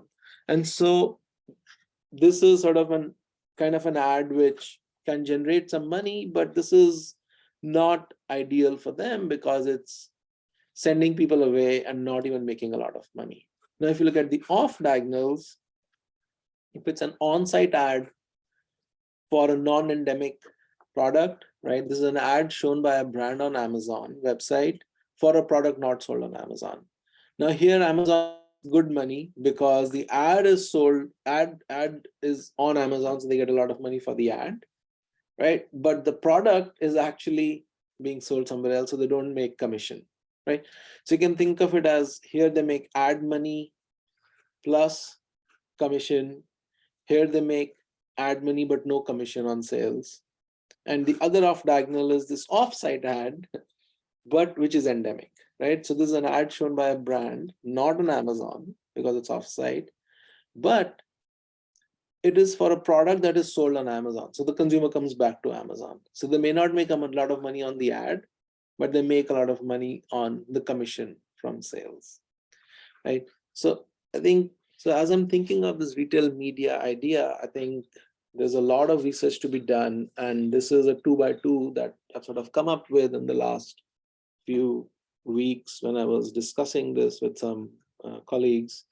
And I think this is a good way of thinking about it. But one thing that is unmistakable is that retail media, which is the idea of retailers showing ads on websites, that is going to be a really big trend, a very big thing going forward. And it's already big on Amazon. The paper I presented is sort of on retail media, and it'll affect all of us as consumers. So then there are lots of questions, right? So which retailers should use retail media? Should all of them use it? Should the luxury retailers use retail media? Maybe not, because they don't want to show ads for some like lower quality products that hurts their image. How should a retailer balance the different types of ads, right? So here are the different types of ads, at least 4 of them. There could be more types. How should you balance? Which of each kind should you show? Maybe you should not show these at all, but then you're giving up money because you have data which is monetizable, right? But if it's a non-endemic ad, it's about products sold elsewhere, you can't do a lot of that, because then people come to your website and you send them somewhere else. You can't do that too much either, right? Because then you will have then they will stop coming to you if they don't even buy from you. So there's lots of pros and cons of all of this. And how should a retailer balance the types of ads is important. Next is, what will it do to sales? So non-endemic ads will reduce my sales potentially if I don't do it the right way. So do I really want to do that? Do I want to make ad money instead of sale money? And when I say sales, I don't mean discount, but I mean revenue. Then what will it do to future traffic? As I said, if you keep showing non-endemic ads, you make money right now, but you might not make a lot of money later on, because people will stop coming to you because they're not buying from you. And then what is very important is, it's the manufacturers who are actually showing the ads, right? So you are monetizing the manufacturers or the sellers even more. So how will the manufacturer and retailer relationships be affected? That's an important one. Will the manufacturers ask for a higher wholesale price because they're spending more money on advertising on the retailer itself? Or does this does retail media give the retailer a lot of channel power? How will that be affected? So I think there are a lot of questions like this. We have a few minutes, and I'm happy to discuss further, but otherwise I'm sort of done with what I had prepared. But yeah, I think I'll put this slide on or this slide on, and we can discuss.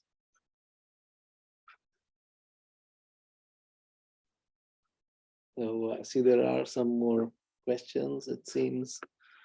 And there's one question: is there a barrier in retail media? I think it's a very general question, obviously an important one. But I think a barrier is, I think right now, there are technological barriers.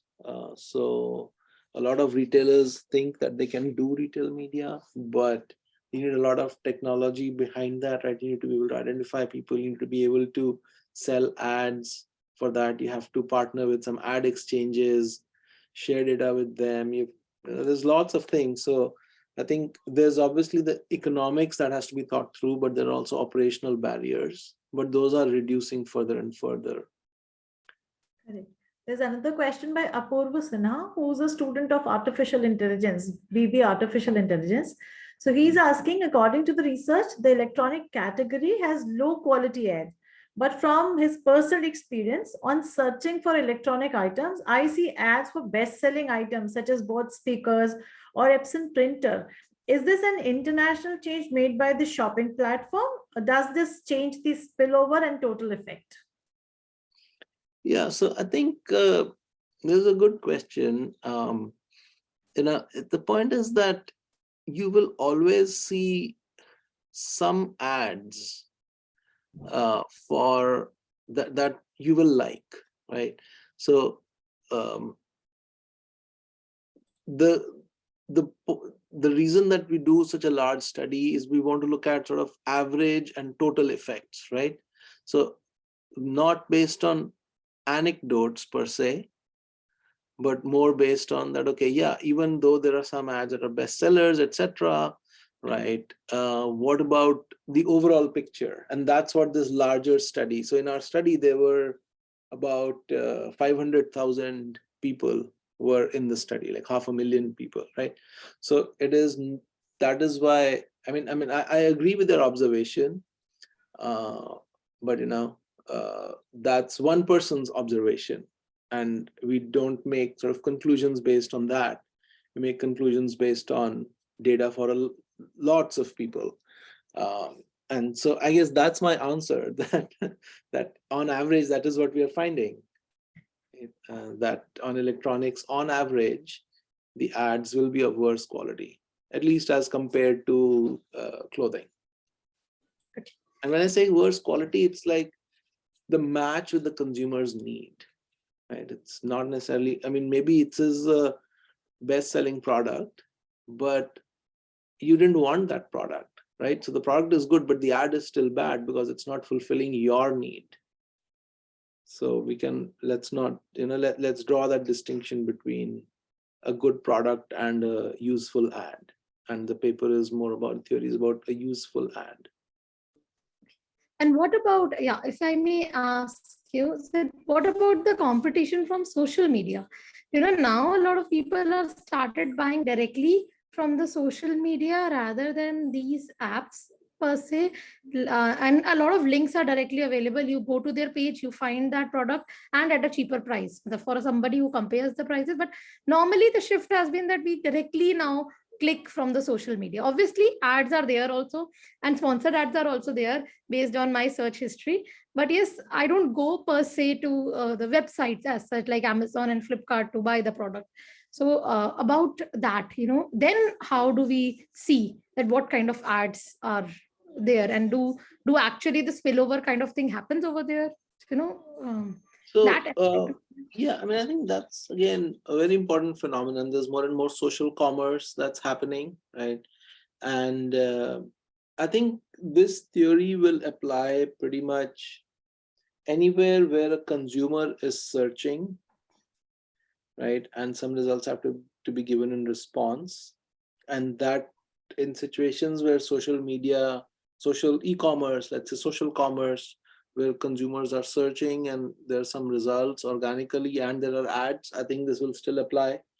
But if it's let's say, passive targeting, that you didn't really search, but somebody targeted you, then this theory is less applicable there. Not completely not applicable, because you could still say that in high information asymmetry categories, sellers can still give better ads than the social platform itself, than the results of the social platform, right?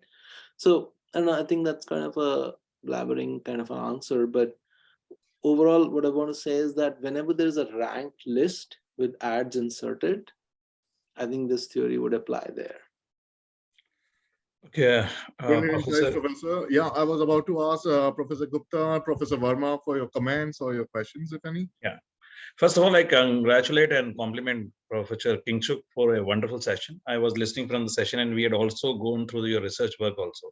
So I should highly appreciate it because it is quite relevant. I am a teacher of digital marketing, so we discuss all different type of ads and how they're affecting the consumer behavior. As you are mentioning, a lot of factors has been there, so I really find that it's insightful, and I would like to discuss your paper also in the classroom. Let the student get benefited the type of the information which you have generated. As a lot of questions are already asked, and I also posed some of the questions which has been in my mind, and I think the questions which you place down here are really insightful, and we look forward in future for a collaborative research to explore this area. As you mentioned that you had taken care of Indian market, Flipkart and Amazon. Right now, Flipkart is already taken over by Walmart. So most of the services, whatever the Walmart is doing in a US market or the rest of the world, is trying to implement in Indian market also. And we are seeing big billion sale and other sales, which we are seeing as really, consumers are, Indian consumer, which is highly discounting loving, right? More the discount, more the purchase. That is a kind of human behavior which we find in Indian consumer.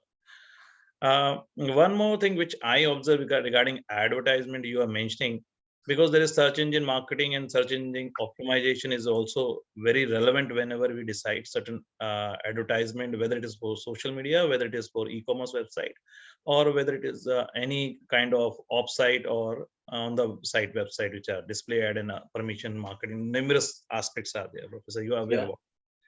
So I just, as a query, I would say it is just to enhance my own knowledge.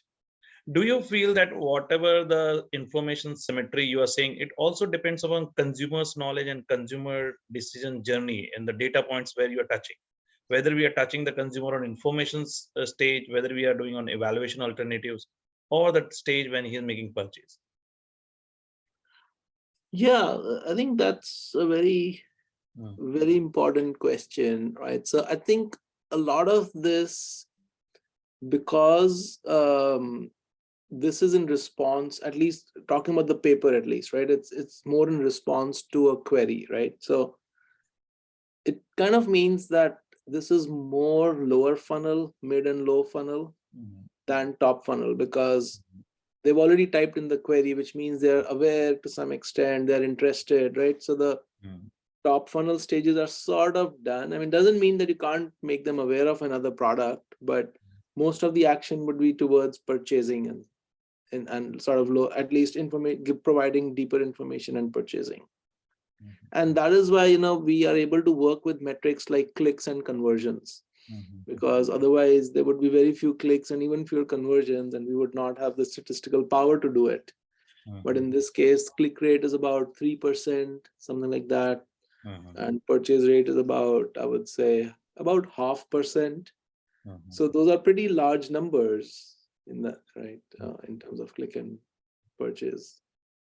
Yeah. So more lower With this, I would like to thank Professor Kinsuk, for sparing his valuable time, because in the webinars, people talk a lot about their research, but bringing the research with the fruitful presentation and bringing the fact sheets, that incubates the mind more to brainstorm. I think this session was one of the best sessions, because here not only you shared your research, but also the dialects and the future questions, which incubates in the mind to brainstorm more avenues and arenas. And our professors who added a charm here in making this research more incubated for further, platforms. And the kind of comparison graphs that you have shown along with your co-researchers, that was something which is magnetic, and it is now giving more arenas to see the future areas of research and what platforms and personalized advertisements are coming up. I think more research from our professors collaborating with you in this dimension would take a seat forward. I would like to thank Prateek also for bringing such a luminary here in this dais, who has brought such a wonderful insight. And to our professor, Group Vice Chancellor, Professor Dr. Gurinder Singh sir, who always believes that incubating the enriching minds where the right synergy develops can bring more arenas. So with this, we end this session, and I would like to thank all the audience who is live till late and early, to you, Professor Kinsuk. This is called the brainstorming because it doesn't mitigate the time and boundaries doesn't stop. So with this, I want to thank the IT team also and my co-host Marut for being here with such a wonderful gesture since morning, and to all the researchers who would be getting more ideations for a better research to incubate. And with this, once again, on behalf of everybody, on behalf of Amity University Noida, on behalf of Amity University Dubai, I just thank each one of you. A very good morning to the people on the other side of the globe, and good night to the people in India. Thank you so much. IT team, thank you so much for your support. You may close the session now. Thank you very much. It was really enjoyable for me as well and very interactive. I look forward to being in touch with you later. Thank you. Have a good night and enjoy your dinner, I should say. Thank you so much. It was Bye-bye. absolutely an academic treat. Thank you so much. Thank you so much. Thank you. Thank you. Maqsood ji, you can close the session. Mr. Maqsood. Thank you, Professor. Bye-bye. Thank you. Bye. We'll be in touch. Take care. Mr. Maksud? Pratik sir, now can I end this session? Yes, please. Yes, please. Go ahead. Okay. Okay, sir.